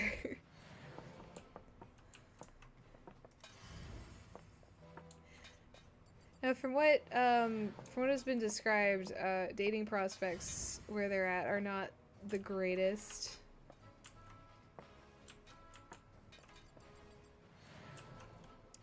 It's actually not really hard. Fancy cooking requires more practice.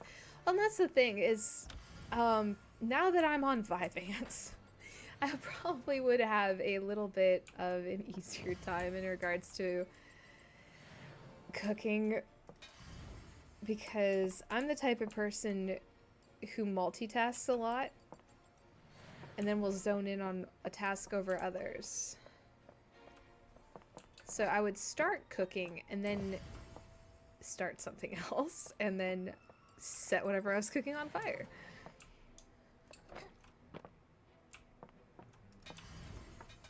Okay. Let's go over here. Yeah, right? Just once, by the time you've hit like grandparent status, you typically can chill out.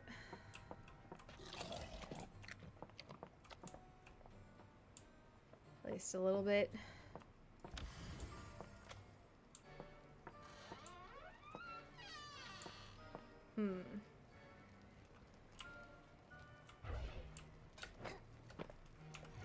Let's make it a little brighter in here. Oh, there's a cat in here somewhere. Awesome.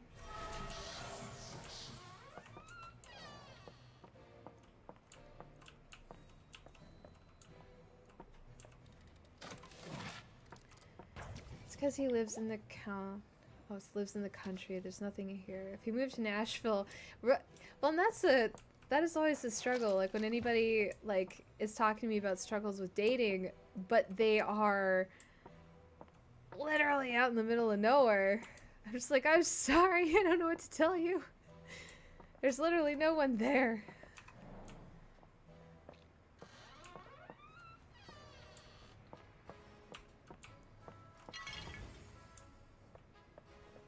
Alright, we're gonna be very careful because these are delicate vases.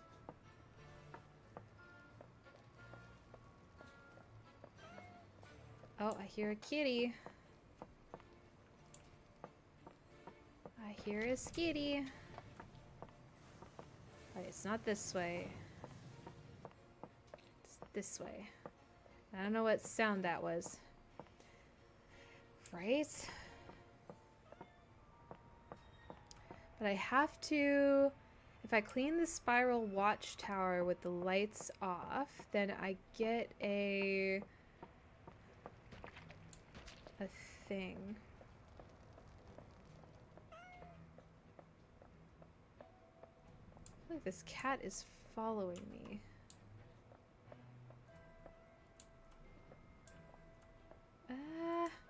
Okay.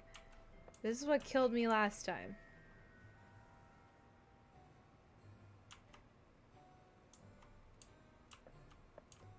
It's not this one, it's this one.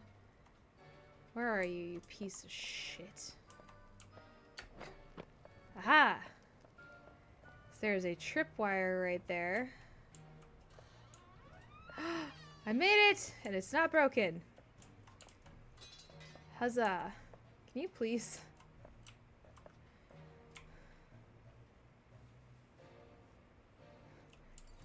Thank you. Okay, I can breathe now. Wanted to see gameplay of this. It's a lot of fun. It does not... It technically has a flared top.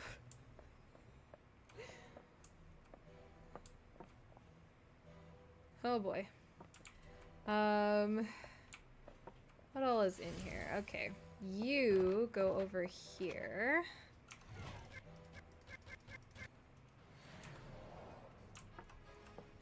You, we're gonna put back here.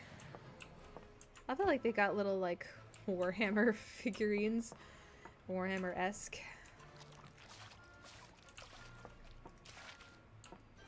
Okay. Nope, and I mean, if you turn it upside down, it has a flared base.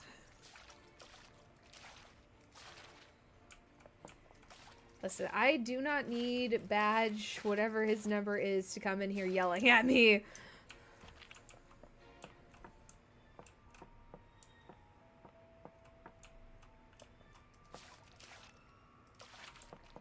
Okay, I think that's all the blood splatter up here. For the most part. I still have this, though. I wish I could find a way to disable the thing downstairs, though. Okay. So we need to bring a chair. We need to bring this thing. Alright. Let's take this down first. Because I know where that goes. See, if I walk through here...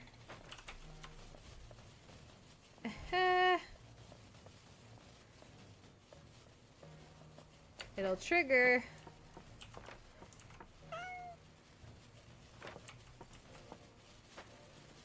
Heard you, kitty cat. Where are you? Boom. It'll trigger that. I can make a flared base with it. Jesus Christ.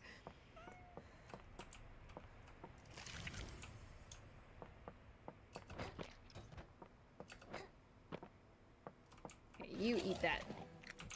Alright, we also have this over here. Oh, hold on. Let's refresh this.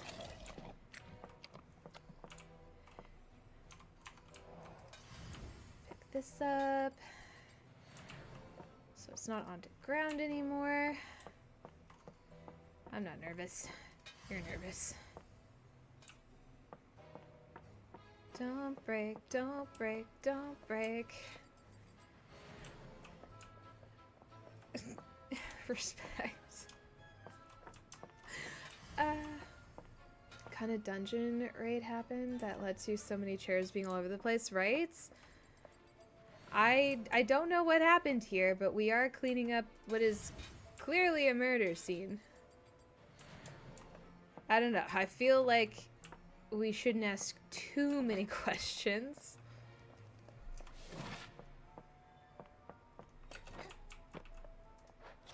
Alright, gotcha, little guy. I gotcha, little dude.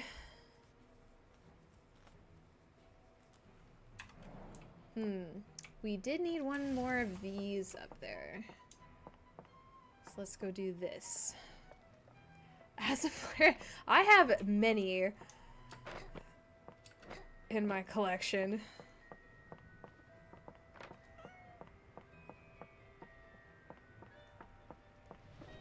Alright. I feel like what we'll do is we'll start from...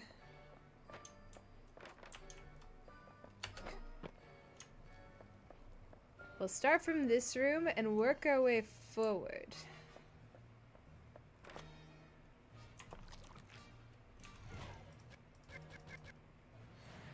Aha!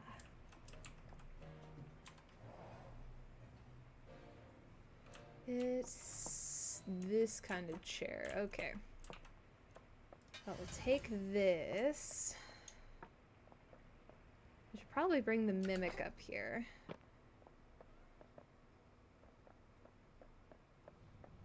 So that I can eat all these chunks of things.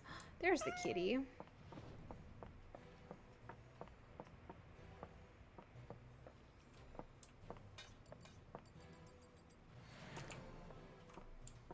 I think this chair is technically it. Alright, don't break anything. Step on anything. And don't get squished by massive blowing up things. Okay, ah! There's the line. Oh no! Oh, we broke it! No! Ah! Fuck! No! Oh man. Ah. Crying out loud.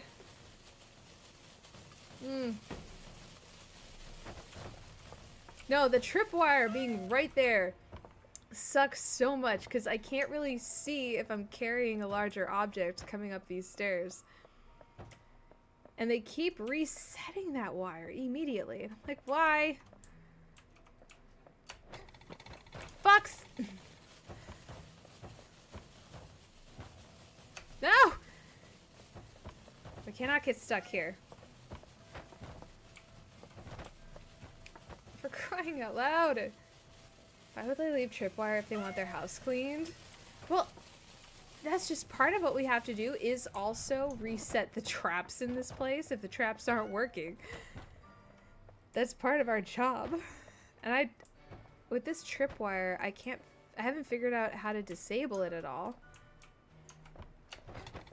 Oh, for crying out loud!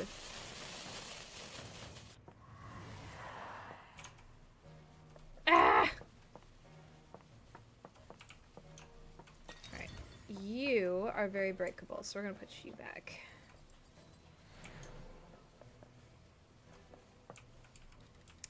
Alright, spawn me another.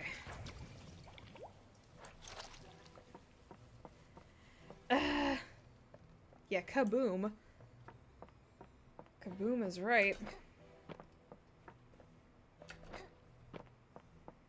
Dear God, so violent.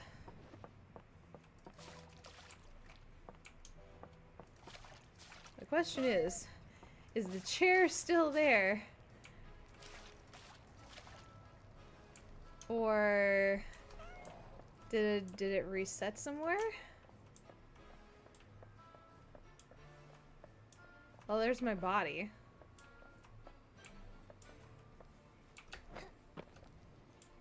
Oh, nope, the chair's here.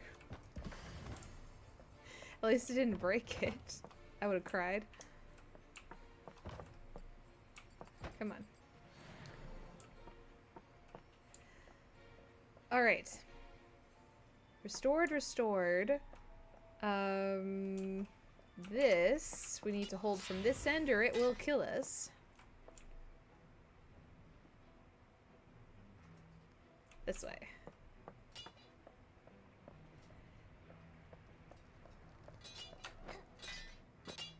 Alright. I feel like the tripwire just isn't necessary, but are you just we're just stabbing it. It's probably not that ethical, but this is the way we clean in this universe.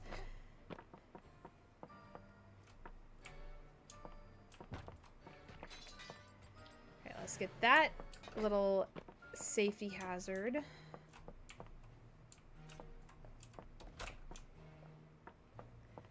And we'll bring this upstairs to pick up all of my bits and other people's bits.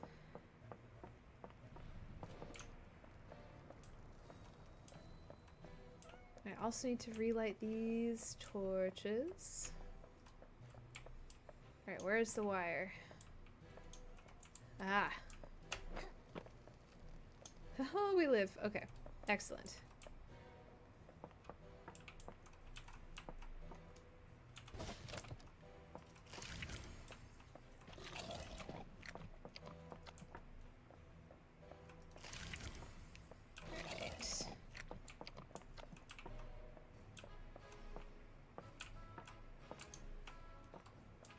Give him lots to eat and stay out of his range because he will eat us too.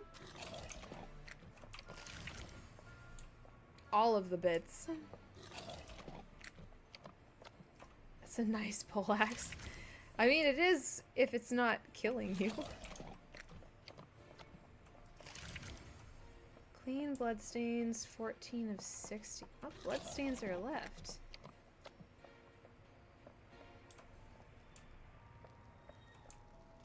Wing. Oh, fuck. No! Oh, I hit it twice. That's great.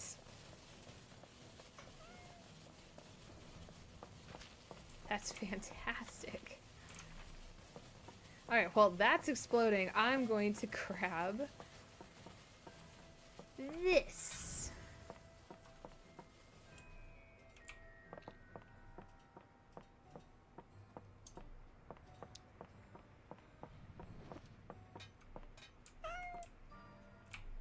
Yes, kitty, I know.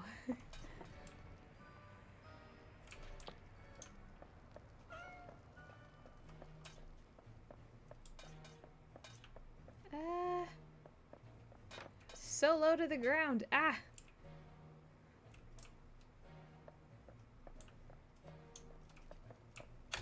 Oh, for crying out loud! Just let me up the stairs! You know what, actually? I feel like in this universe you could just grill this meat.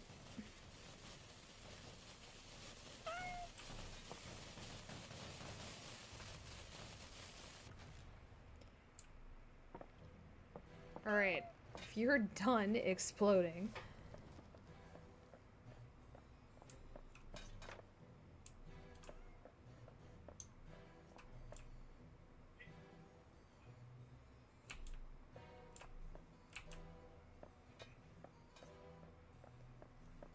Alright, please, please, please. Just... No, for crying out loud! What the fuck? I don't know why this thing is so hard to jump when you're carrying something. I don't think it's off the table. No. Alright. Are you done? Because I need to put this back. And I don't even know what it was doing down in the parlor.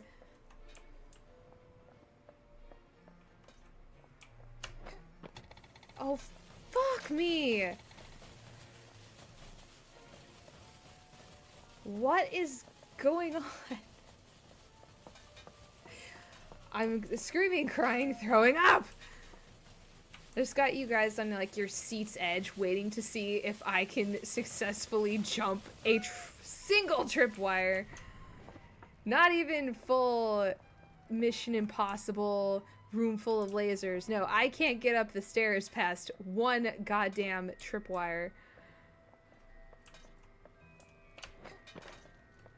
Haha! We made it! By sheer force of sprinting. There! Ugh. Okay. We have this. There was one thing on the stairs. See, it's fine if you're carrying something little. Alright, are we seeing any bloodstains? We're seeing any chunks of meat?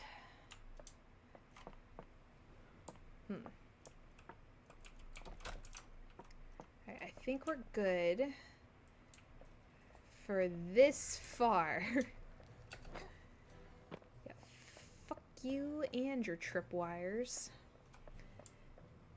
For the no pants dance. Does Marcus have a no pants dance and nobody told me?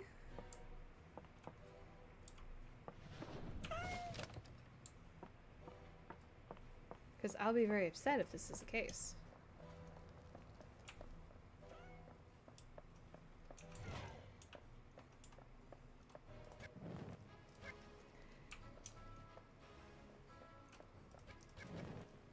Alright. Revive monsters. What monster do we need to revive? Why are we reviving a monster? I feel like that might be a bad idea. Also, where is this cat? Kitty, I need to pick you up, put you somewhere.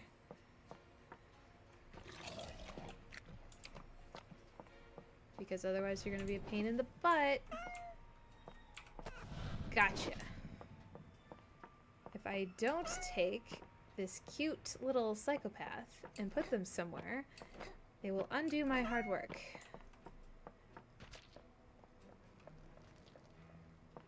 Aha. You stay there.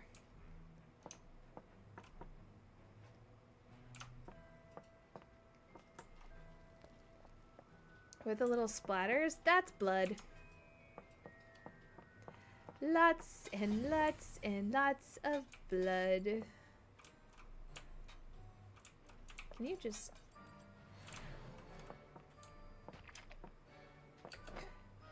Excellent. Okay, I think this goes here.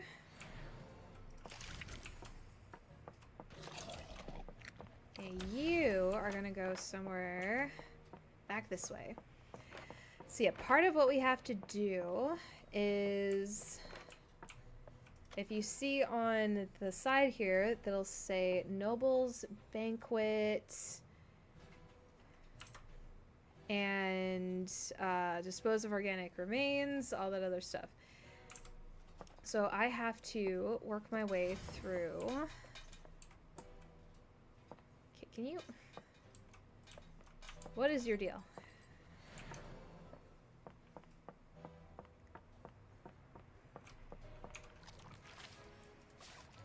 Just like that. We take the squishy, poor little sentient glob thing, fill him up with blood, and then we're done.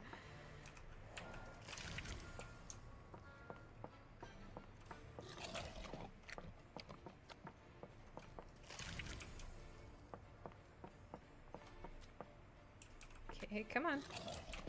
Eat it. Just eat it. Eat it. Don't you make me repeat it. Also, sometimes if you're not careful, you will just add new bloodstains to things.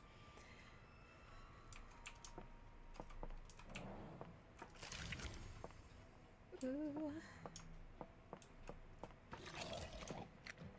Okay, so now there's also some flowers that go here. Put the table back. Okay, so the question is, where's this last bloodstain?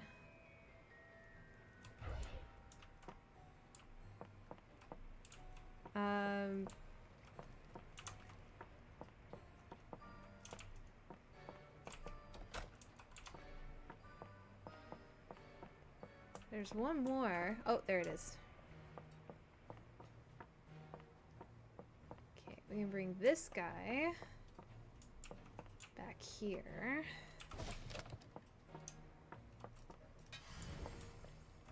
For the time being.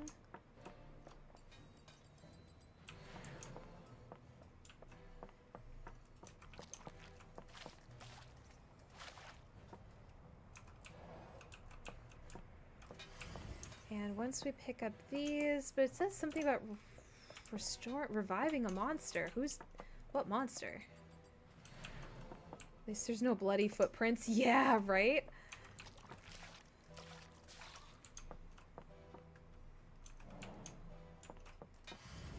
Okay, we're gonna take this and put it here. If you fill a vampire up with blood, does that make them a blood bag? It could also make them a mosquito.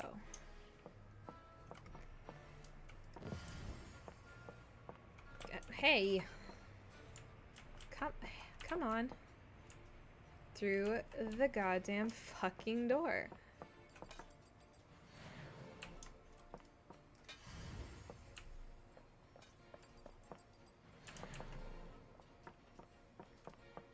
Okay, so that's a plant, and this is a fork. Alright, so...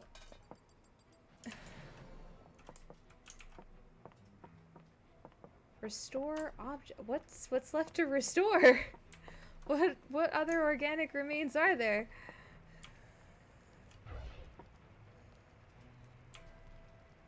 It says restore objects. All the objects are restored.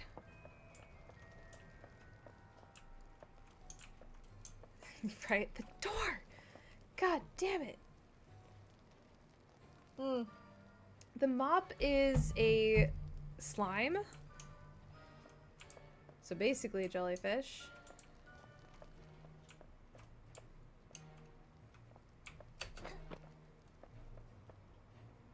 Okay, what are they talking about? Item still needs to be...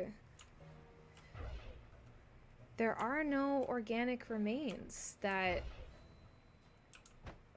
show up here. You little bastard. Okay, I see you.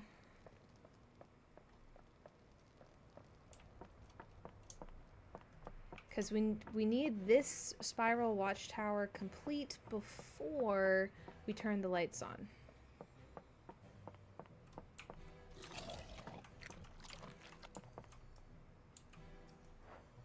Eat it.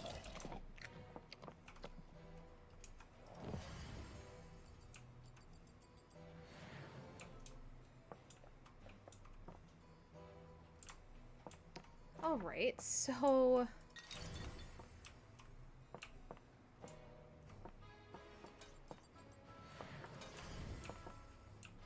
What's the last object?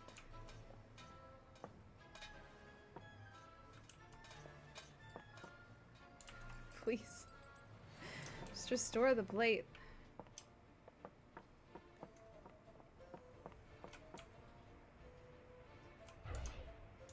Wait, so what object am I missing?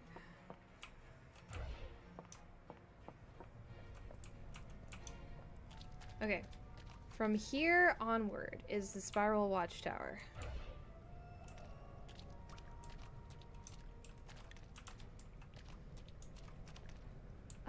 The key?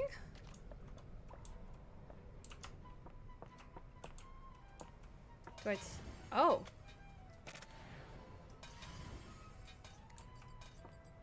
Oh, you're right! I didn't know we could take the keys back out. Oh my gosh, we're done. Did you do the mission you were having trouble with? Well, I did the section of the mission I was having trouble with.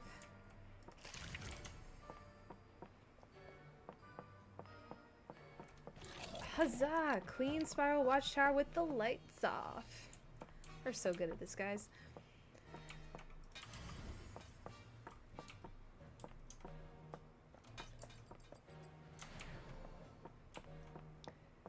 Alright. So we're gonna turn the lights on, if possible. Hello, little slime. I'm so sorry for this.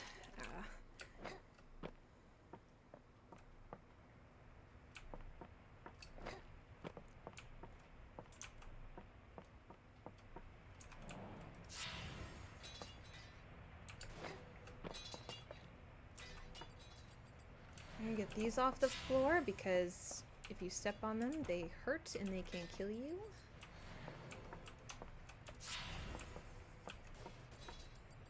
Right, there should be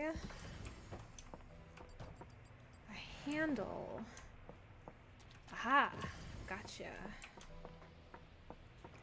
Clean the slime in the puddle? Huh, I don't know. As far as I know, there's no, like, fire or oven in this one that you can use to turn it into a fire slime.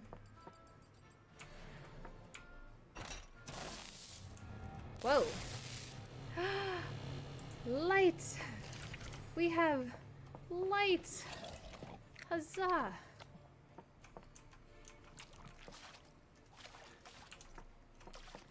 So, clean Noble's banquet without breaking anything. Easier said than done. But we got this. I think we have most of the table is restored.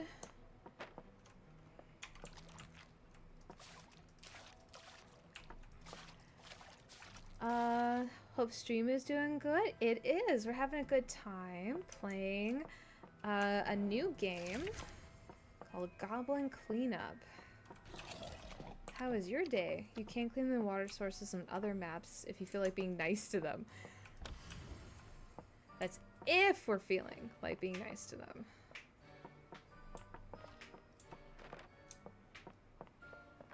Okay, I saw a spot for a chest in this corner. Good. Yay, because that chest was starting to piss me off. It was in my way.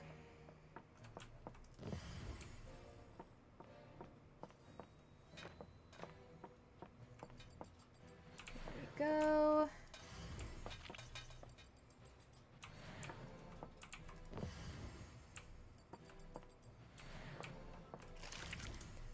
I don't know. It's just there's something so gratifying about games like this. Oh man, there's another chest.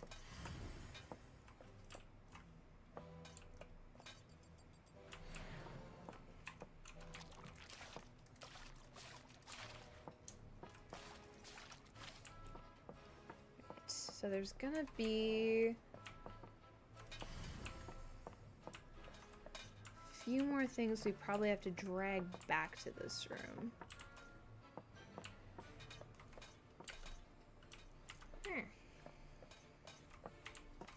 Come on. That's right. Restore. Be thou restored.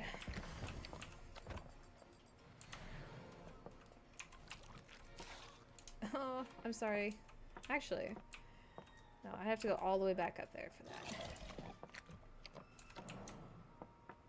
So we've got one object here, one object there.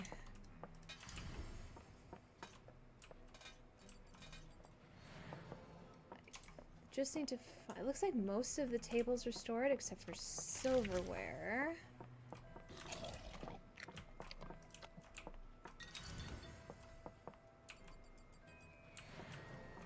Nice. Look how clean it is in here, guys. I'm so good at cleaning up this murder dungeon.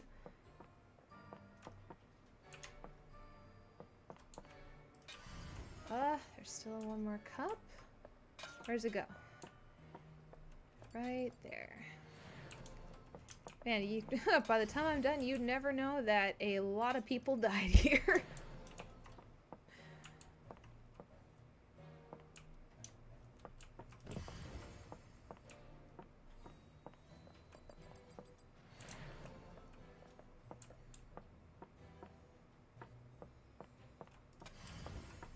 This, I think, goes here? Yeah. Excellent. This kind of reminded me of the one place we stayed in when we were at Sicily. It was very eccentric, and they had a ton of old things, not things, like porcelain plates all over their walls.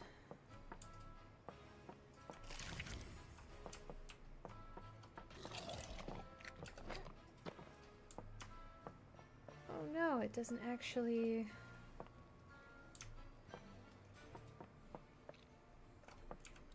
I was hoping it would light up more than that. Ta-da! Good covering up of the crime scene. Exactly.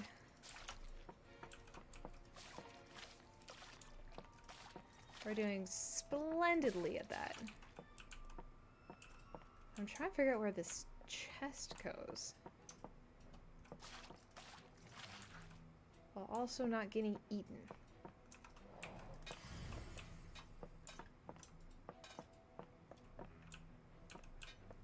Okay, I think we just have the serving platters in the middle.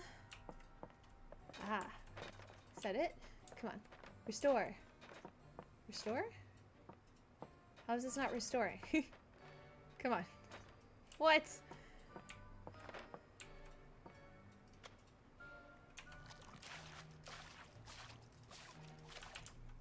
Alright, where does this chest go?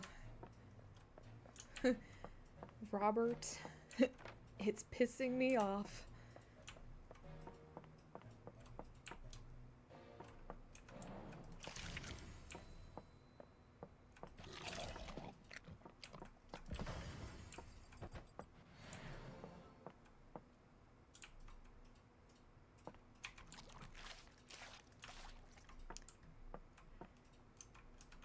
And who took the spoon way out here? Like, who was getting murdered and was like, I'm gonna take my spoon while I make a run for it? Crime scene. Just remembered I saw another game like this recently. I have to take a look once you blast through this one. We're just gonna do all the crime scene games, huh? Did I try some new cheeses in Italy? Oh my gosh. The cheese situation. The cheese, the wine, the gelato. Oh my god. The gelato is incredible.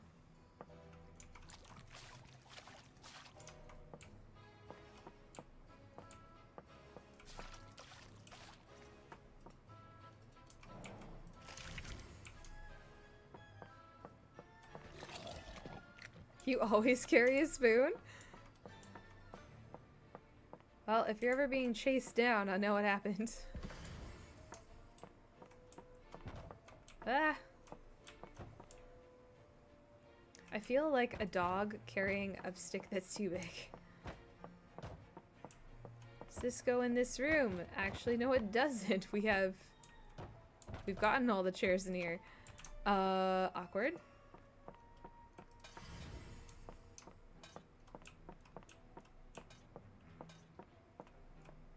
Where's the one fork? Yes.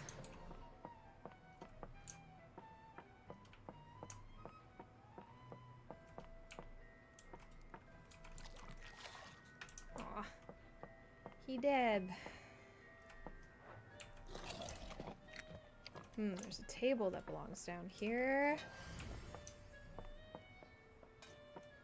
But I think this table's pretty well restored. There's one plate.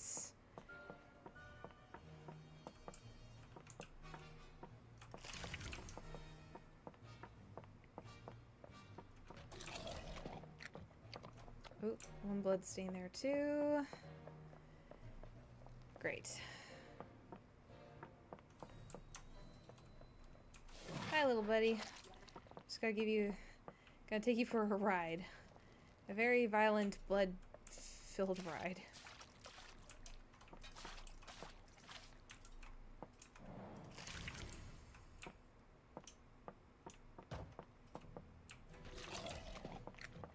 Be very careful with that thing.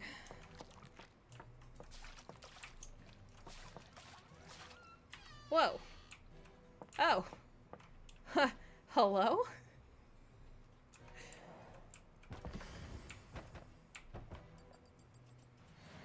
Oh, this is where these chairs go. Okay, we need to figure out where that vase goes because it is breakable. Gently, gently. Well, somebody died in here. Why is there a fork? Who was eating in bed? I kill you all over again.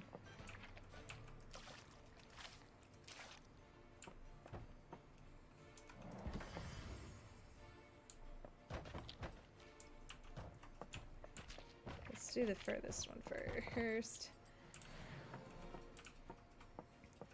Excellent. Where does the vase go? Fine. I'm gonna take this. What if it was sushi in bed? But that would probably be chopsticks, wouldn't it? Oh, I know where you go. I found your spot.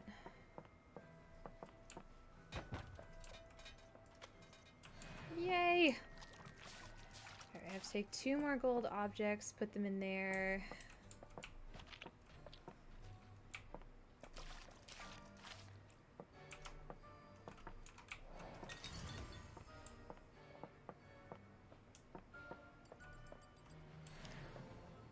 Beautiful. It's already looking so much better. Just a second. Yoink. You. Ah! Come on through the door. I want you out of the way. You're underfoot. There we go. Much better. And then that one chair that I hauled out here for no good reason. Yeah, you.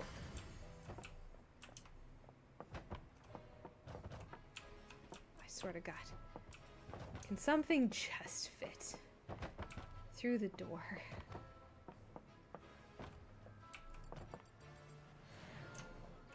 Amazing.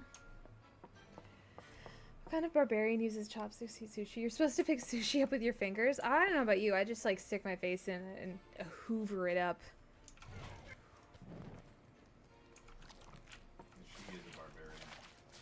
I mean, you don't mind me hoovering other things, so Oh. shush.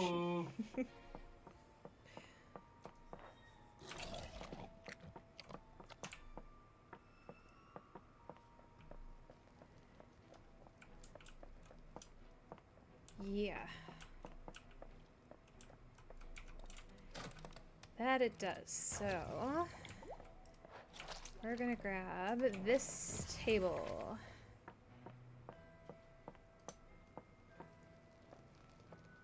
Yeah, how much of this have you covered already, Quinbus?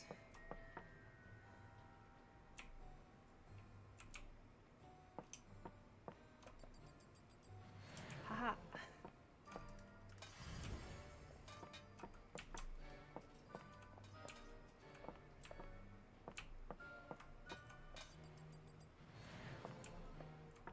We're getting there. We're getting somewhere.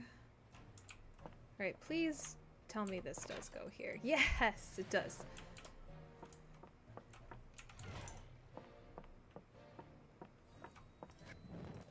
Ah, I thought I saw one of you here.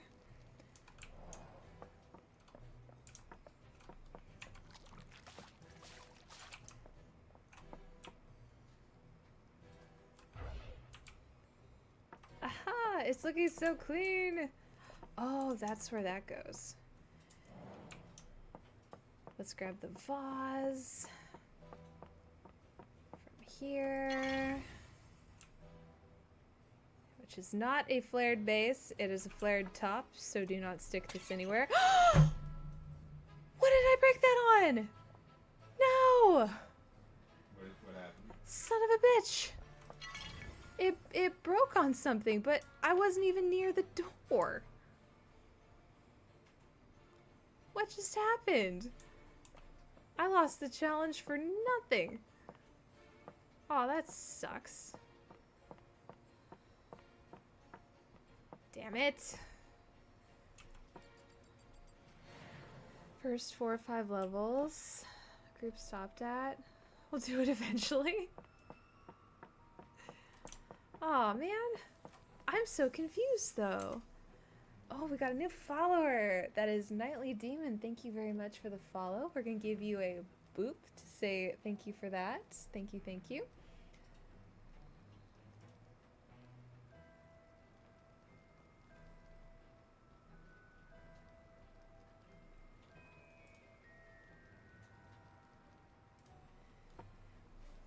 Gonna replay for completion?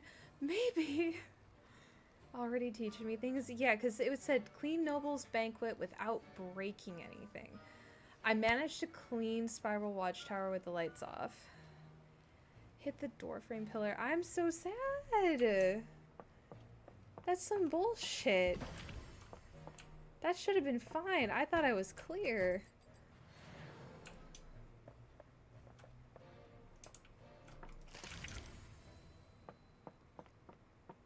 Unbelievable.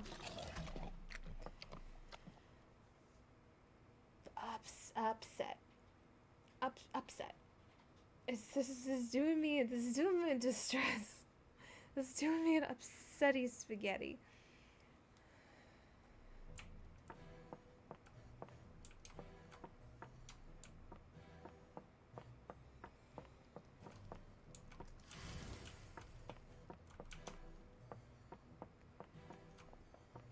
This goes here. Yeah.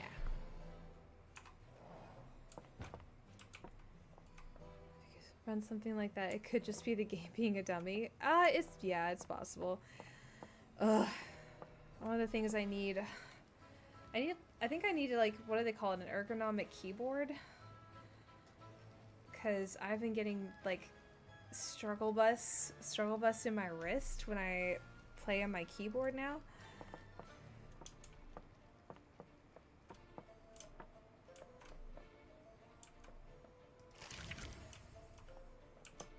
You can't escape my gaze, you little bastard.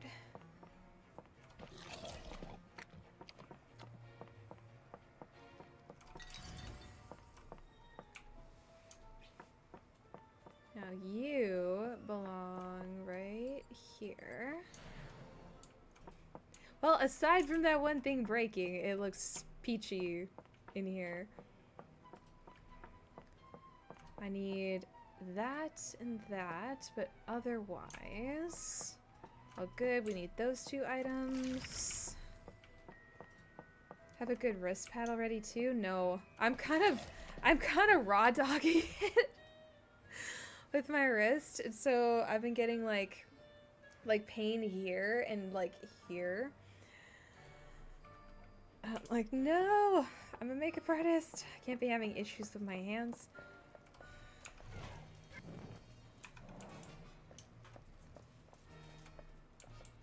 Oh, we could also put the cat there, apparently.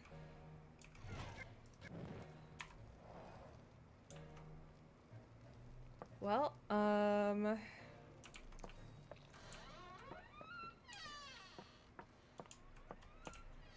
feel like... Wow. This keeps going. Jesus Christ. Goodness. You are... should get in here and help me.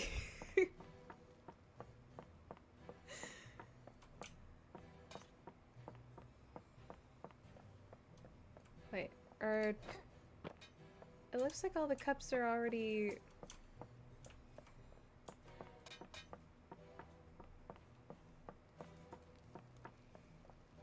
Had to get a wrist pad for my keyboard and mouse from editing. Yeah! Like, ow.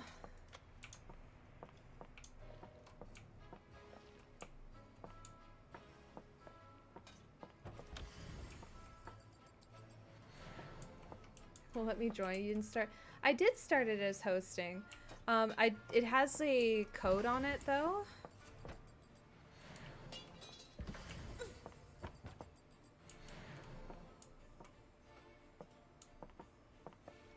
So I don't think you can just, like, you can automatically join because I did start it as hosting.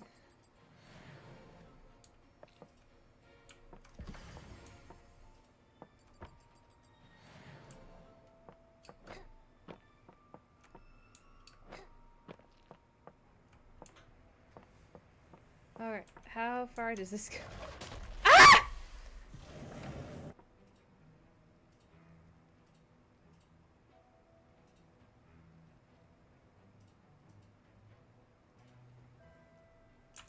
Oh, what?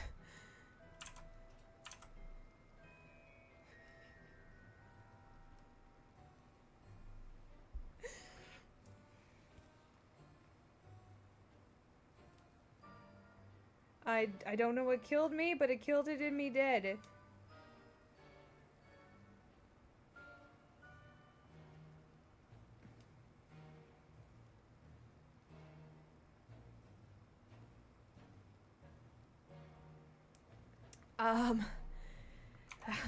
Damn, that came out of nowhere.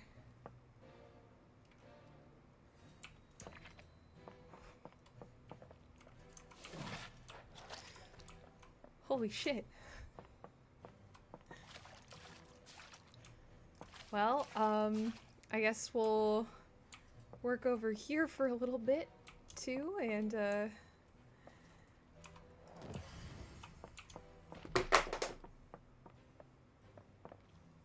was not my phone. It was your phone. Shh.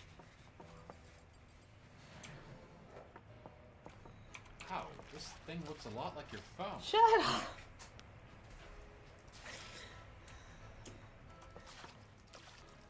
I know, I got killed and it did good. Yeah, good. Shut up. You haven't even tried this game. Nope.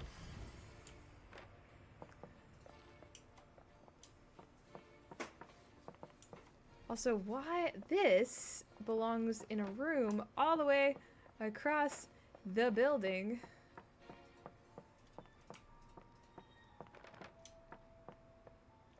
Okay, you go here.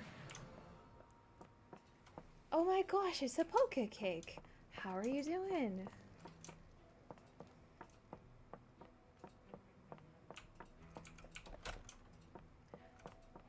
Oh, that's right. We're still missing a flower thingy down here. Man alive, this game is so violent. Okay, if I put you here, you behave yourself. Just stay right there.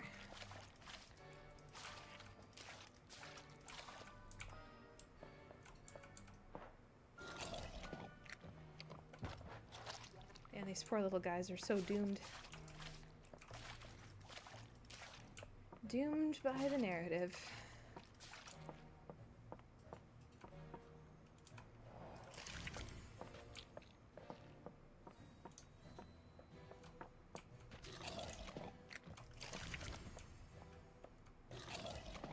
I have a ton of time to help out. Did start up the game. Okay. Cause I messaged you with Discord with the code.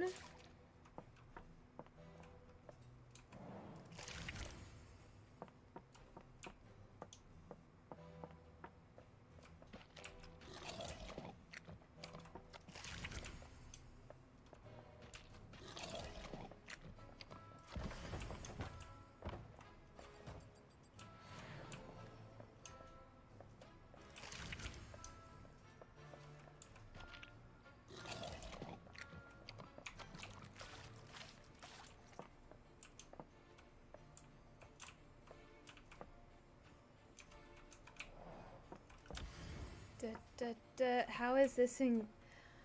How is the game? It's a lot of fun. Mildly startling at times. Vaguely violent.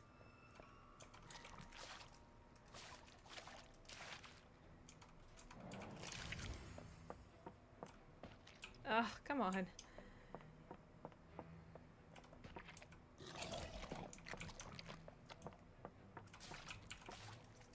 And almost all the bloodstains gone.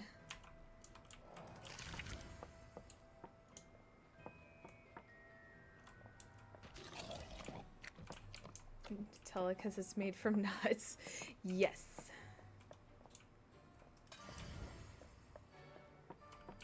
That is correct. Hazelnuts. Okay, let's get the holy grenade across to this. Cool. Alright, we still need one more vase. Yeah, I love hazelnuts. They're so good.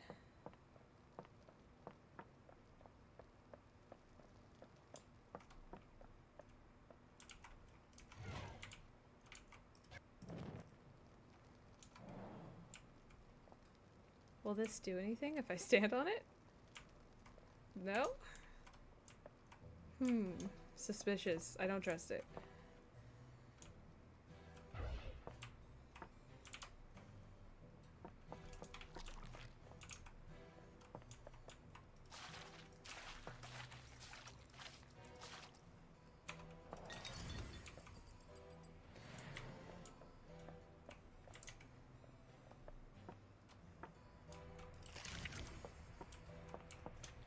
Ah!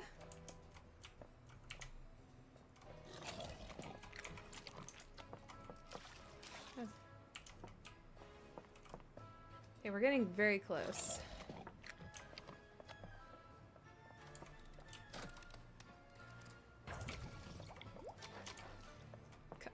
Hey! Come back here.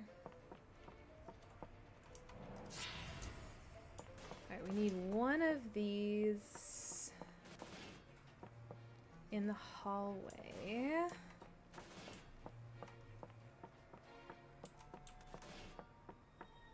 Right there. We need one more of those weapons. He's standing on solid wood or a pressure plate. It looks like it's not a pressure plate. That's for sure. It's just one of those up and down lifty things. Find your lobby in the game. Just a sec.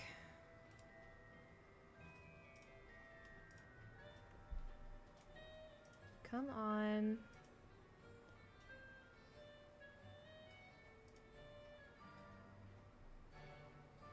Invite to watch. I set it to host though.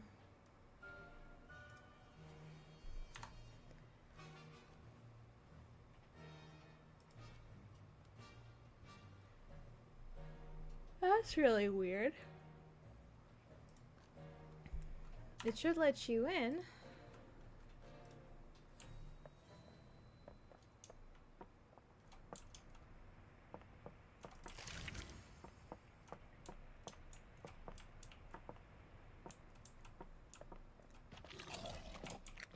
It said laundry.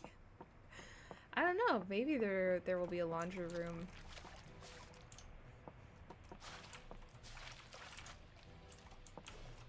In this place. I mean, it's big enough.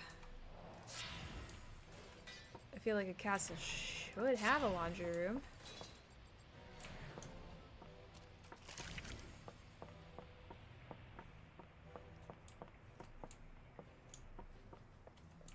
Okay, I think we've very well managed to clear from there all the way up to here. That's so weird, because I definitely set it to host. I set a password for it and everything.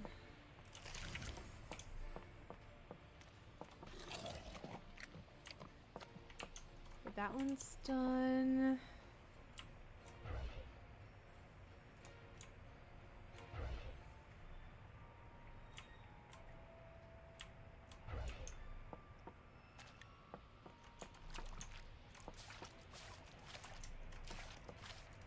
Laundromat simulator.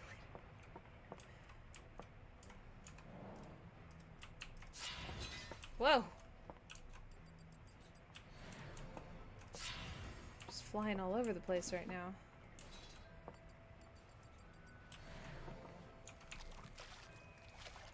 I want to see if we can clean the slime with the puddle.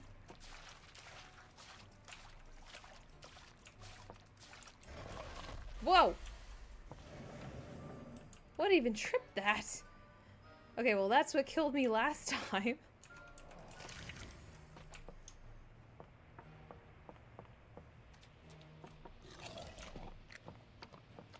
Scary. Like, you can't join game in progress, but that doesn't sound right. No, you should just be able to join, because I set it to friends and password. Wings or tail, which would I do? Actually, I think if you have wings, you have to have a tail in order to fly. Like, you can't have one without the other. Oh my goodness, it is a quack attack. Hello, penguin. Welcome, welcome. Hi, everybody. Wait, what even is it? Oh, that's the pressure plate. Okay. Got it. Playing some Helldivers, huh? Well, welcome in, everybody. Thank you very much for getting that shout out to Erigo. Okay, the cleaning did not work. Hello, hello, welcome. Hope you had fun on your stream.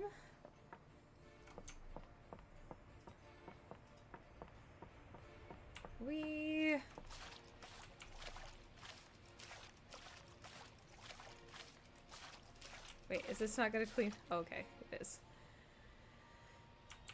32 of 52 bloodstains. That's insane.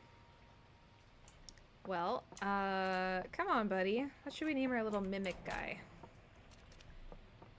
Do you have to shut the windows? I don't think so. It says clean bloodstains, dispose of organic remains, restore objects, refill mana objects. Okay, let's... Whew. Okay, there's the pressure plate. Now where does the rest of this even go?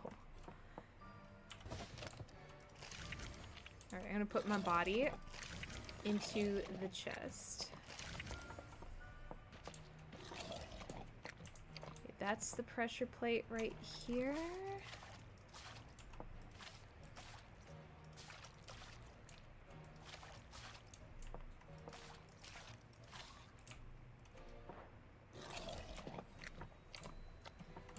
Alright. Just gonna be very careful about this.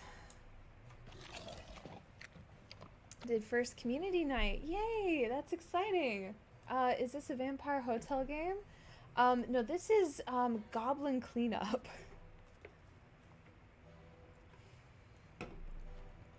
Oh, basically, we have to clean up gruesome murder scenes in dungeons.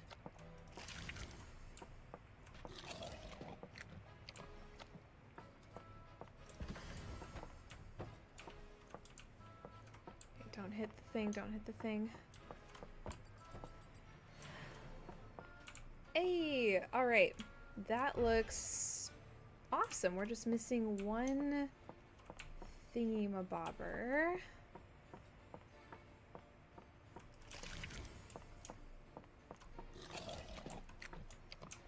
Don't hit the panel. That's for a different... That is, yeah, different site. A game that rewards progress with cute maid outfits. That's the vampire one? I hadn't heard of a vampire one.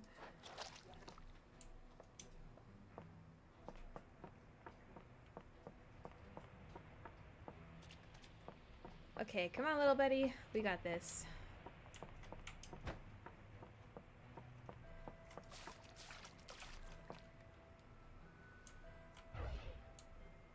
I was hoping...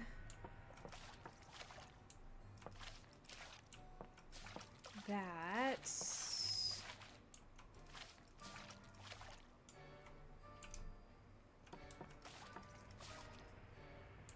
I would figure out where to put the rest of this stuff. Wait, so the cat can go there. Where are we? Oh, I think we go in a circle. Yeah, we do. We basically just go in a big old circle here. Fine, I'll take the spoon all the way back. What inconsiderate fuckwad did this? Like, why do I have to go all the way?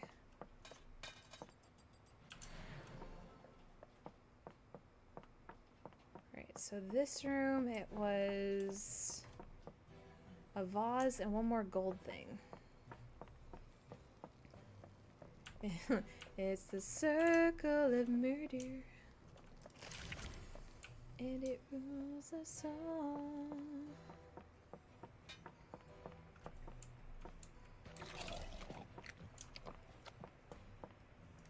Okay, this. Ah!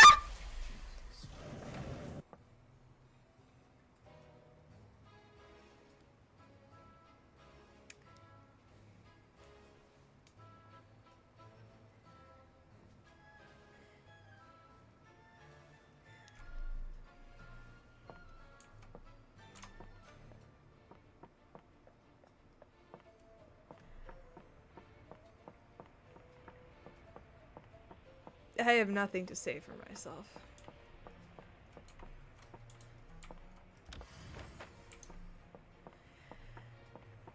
I believe that's called an oopsies.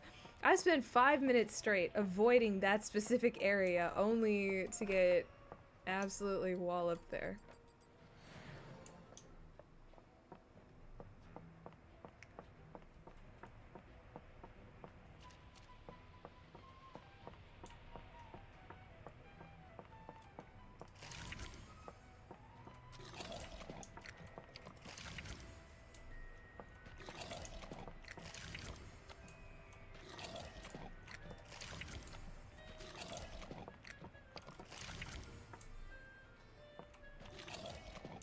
Yeah, what just happened? I done got is what happened.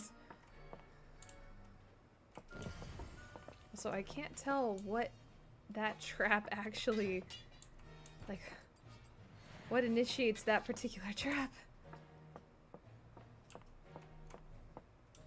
Okay, you belong back here. Oh my god. Oh, what? Oh, because I died. God damn it.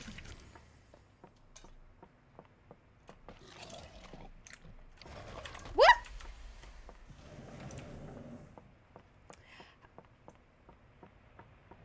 Goblin Cleanup both describes the place you work for and what you gotta do after an oopsie.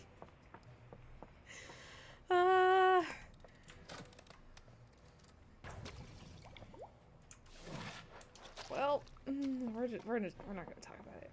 I don't want to talk about it. But yeah, also there is lots of new makeup and cosplay content up on like TikTok and Instagram. I did GLaDOS. Finally, I did like a GLaDOS inspired type of makeup / cosplay. And did some more like goth Dami POV affirmation stuff as well. I'm gonna be posting another one of those tomorrow.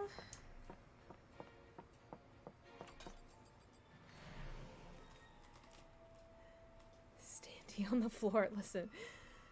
Several places it should be refrigerated. I don't probably.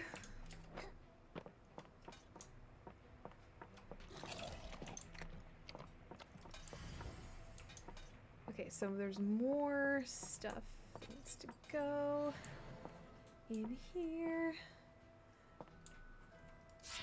You belong on the wall out here. Mind the pressure plates. There we go. What was the inspo behind the Christmas look today? Actually, it ended up being like randomly Christmas and then also like Greek mythology. Like back in 2020, some of my favorite cosplay videos were actually like the Greek god ones, where it's like very ethereal, golds, like the lighting, just the lighting is very angelic. It's just, it's very visually satisfying to me. And so I was playing around with my lighting and got something kind of similar that made me really happy. So it's originally Christmas, and then with the right lighting, I kind of turned it like, because I find like the Greek gods ones already pretty overdone, like everybody's done those ones, but not a lot of people had done Helen's. So I was like, you know what, let's do like Greek tragedy, Helen of Troy, dramatic lighting, we're all in golds. It's, yeah, I don't know, it's just very visually satisfying for me. And usually like that content doesn't necessarily do very well on the algorithm. You guys wouldn't believe how many times I post things that I know won't do well just because it was satisfying for me. Okay, that plate's gotta go downstairs. This also needs to go downstairs.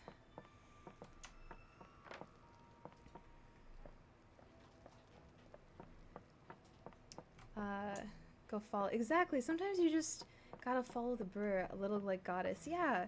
So I was going for like from Christmas into Greek tragedy, and then also I've ended up hitting like little like pagan fae-esque type of thing going on. So I don't know. The look sort of hit 3 different things for me all at once today, and I was like, you know what? Let's go. Okay, I feel like we are now closer to this side.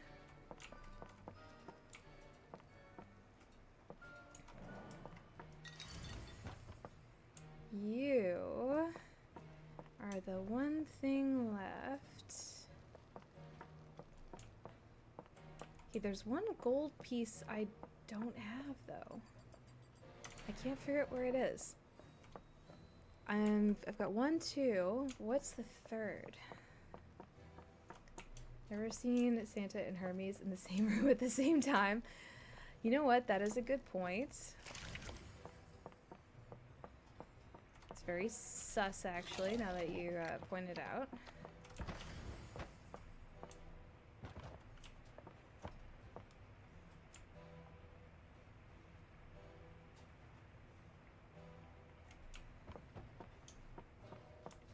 But yeah, and I was like holiday themed, Greek tragedy themed as a treat. Okay, there's one more thing on a wall. I haven't figured out what it is yet. Can I just kill this mimic by putting it... What if I did this, and then... Would that kill it? Nope, it's fine.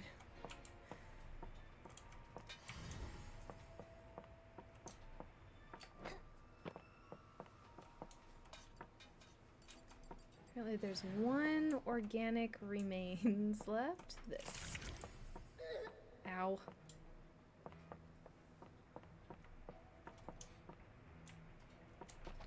Oh, come on.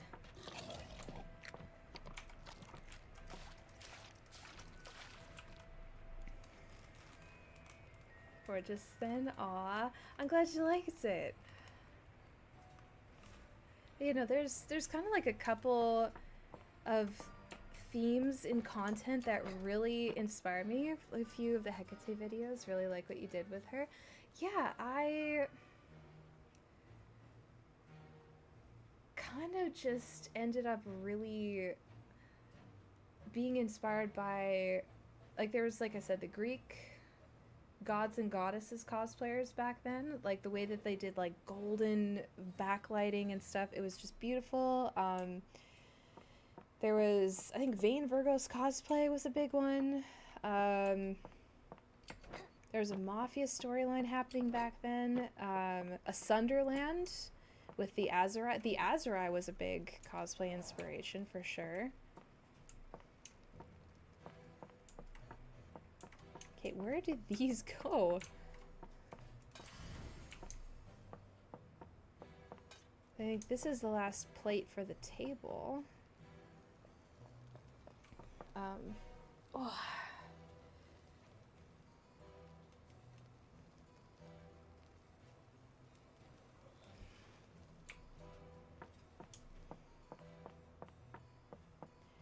I don't know, there's like...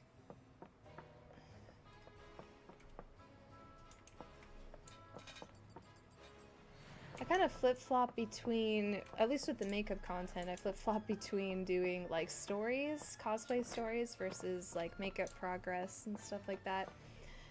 I'll do a hydrate. Big on good storytelling and lore. I don't know, now that I have the skills that I do, I'm halfway tempted to recreate the Lilix character. It's like this little ditzy demon who accidentally brings you back to life in hell.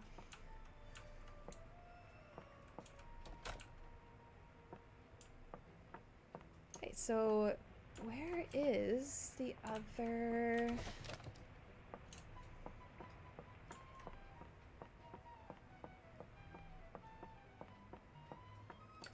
Okay, so you...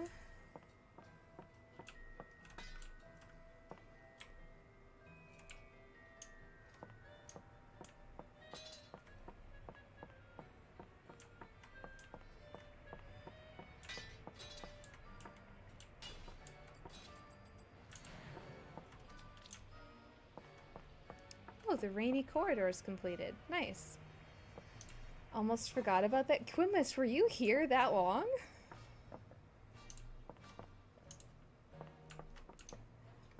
Cause yeah, she was so much fun.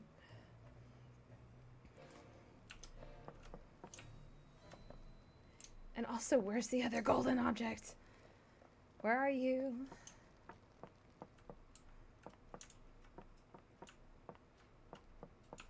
Refill a golden chest. I would love to, if I could figure out where the third object is. Right, that's done. Subpire was a good classic from back then. Oh my gosh. I actually was surprised at how many people really liked this Subpire character. Did I leave it up here?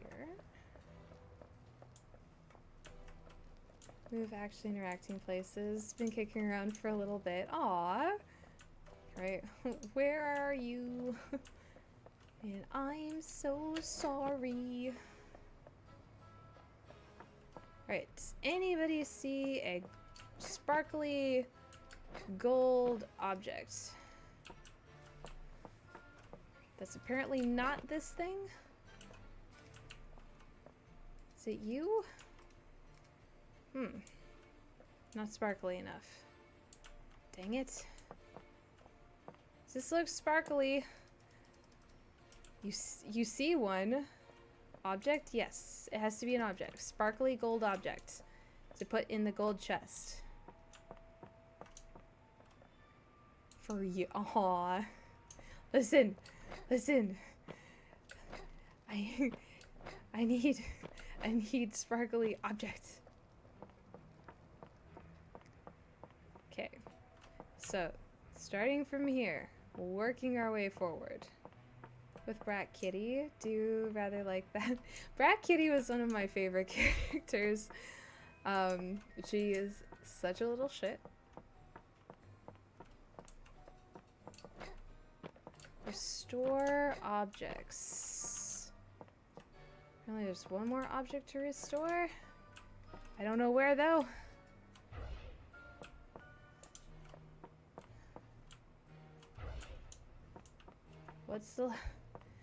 What's the object? Right, nothing sparkly. Brat Kitty would never be allowed Nutella. This is correct. Perpetually denied Nutella. So the rainy corridor is done. But if it's done, where's the shiny thing? Oh my gosh, we got a follow from Liz. Thank you very much. I'll give you a boop. A boop for that. Thank you very much. Had those finger claw things? Yeah, I did give her claws. They were very difficult to film with, though. Jeez Louise, the amount of swearing that was happening while filming. Trying to film with her and those claws.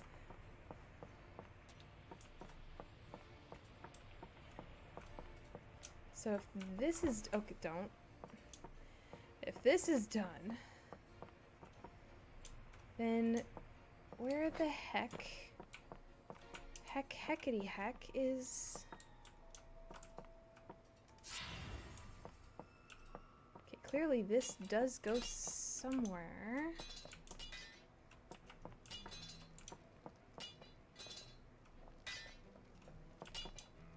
Oh, it's this spot. Duh. I don't know, is there a gold glowy thing in here? I'm so confused. Ooh. That's...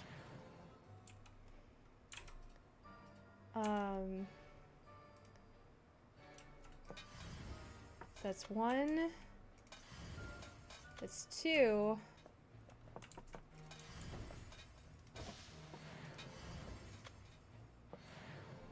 Aw.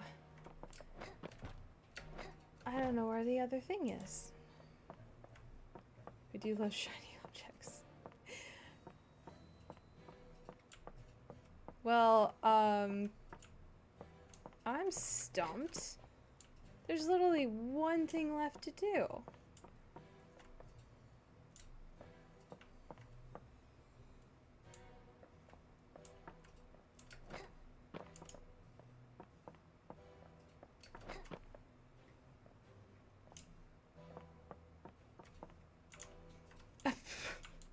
What? I don't even know what this last shiny object looks like, what it is.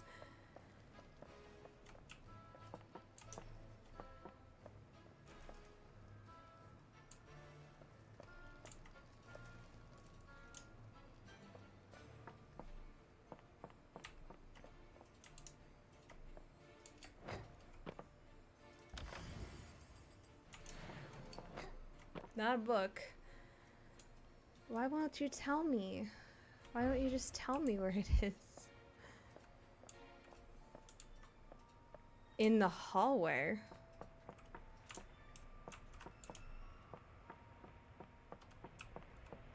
Thought it was at the end of the hallway. Well, there was a cup that I picked up and put somewhere else that had a spot, but it wasn't the shiny object. Maybe it is on a staircase somewhere?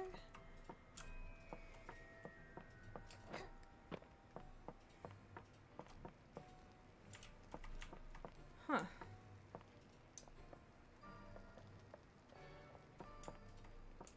I am baffled.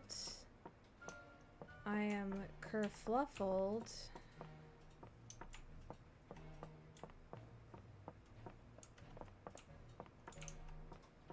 Like, did I leave it anywhere?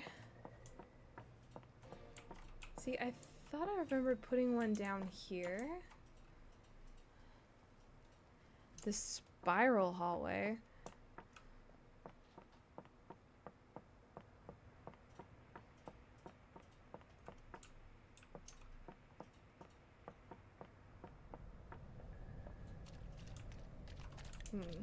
This is the entryway. It looks like somewhat first out for the siren prosthetic one. Ah! Yeah, because you're a little bit newer to my community. Sure.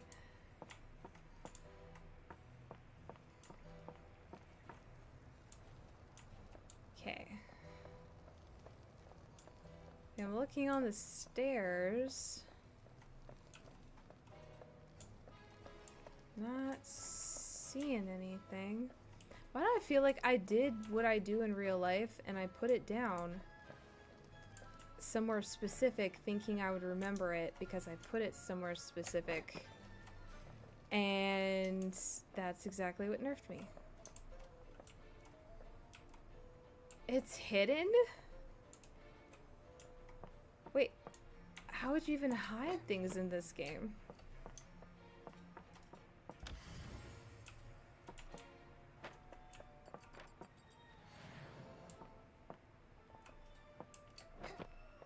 What? Let's just run through that for shits and giggles.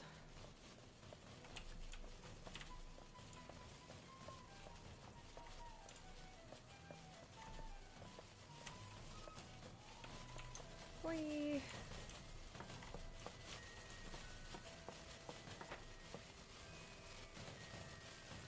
Kaboom.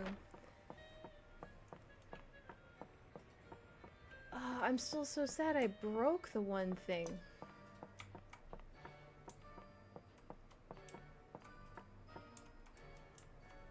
Okay, here's a fireplace. There's some wall where there's wood stacked up. Press a pin button on the wall. What? Who did this?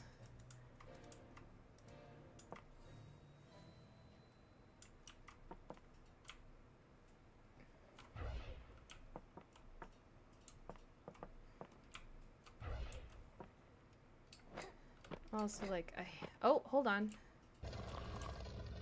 Oh, that's what it looks like. Okay, so in the future, we need to look out for that.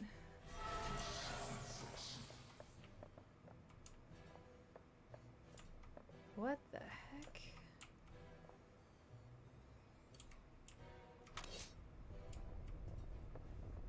Whoa. Is this a furnace? Oh, I think this is for traps. Yeah, no, I would not have figured that out either. Because I didn't know this game even had hidden compartments.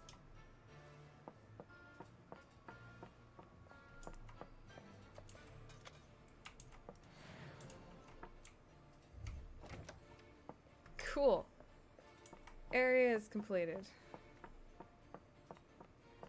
Nice. Okay, we can get ourselves out of here.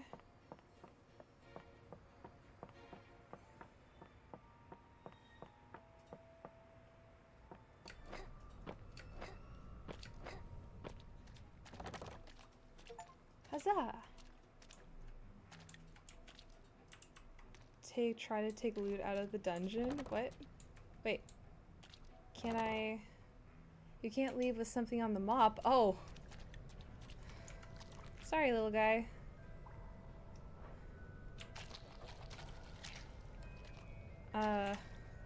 Goodbye. Aw, so no rescuing the slimes. Wow, thank you for raiding, Penguin. As always, very appreciated. Reminds me of the alchemy I demoed. Yeah, no, this game is Goblin Cleanup. And it is a lot of fun.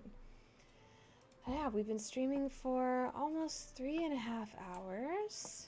And we finished a dungeon. Invite friends. Okay.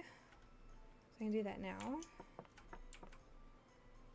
There's notes, there's stuff. Alright. Let's come back over here. Have I tried customizations yet? Only a little bit so far. Gosh, the way that... I'm so sorry. It's even catching me off guard, like the special effects. This is giving, oh, I could do Lady Macbeth. Out, damn spot! Yeah, no, this is a lot of fun, and also thank you, Quinmis, for sending me this off my wish list, because it's also been a nice, like, de-stressor, in between, so much appreciated there. Oh my gosh. Oh, man. Oh, but yeah, no, there are a few really big or like heavier makeup looks coming up soon. I'm gonna tackle the Cthulhu. That's one of the next ones. I need more Prose glue though. I am the EP, and that's not just gonna be because the Mind Flayer is going to be from here down and a bald cap. So lovely, lovely things there. The non-standard ways. No, it was very nice. Is sus without context.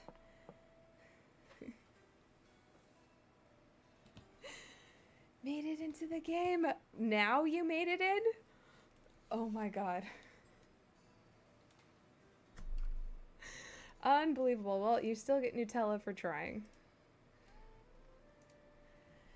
Okay, who is online and who can I bother?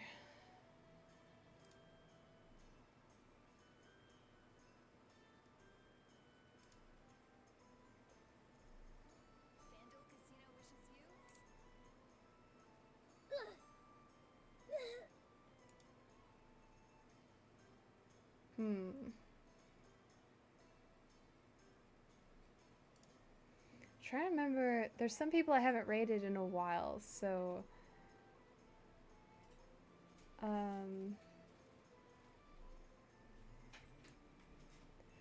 don't I drop you guys off with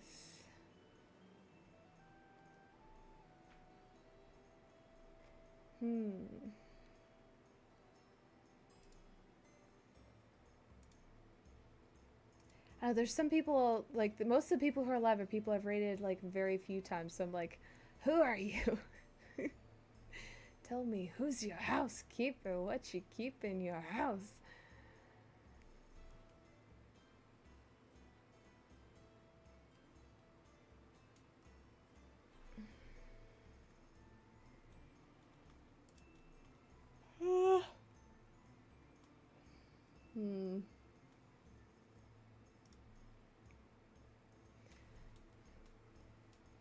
don't know. I don't even really recognize this person, but you know what? Let's go make friends again. That's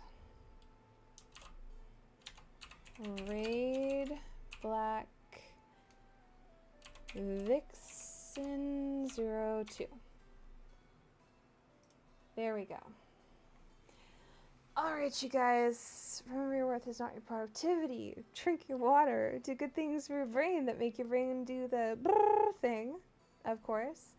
And I will see you guys on Wednesday. Yeah? Alright. Mwah. Let's go for Raid, you guys. Good night.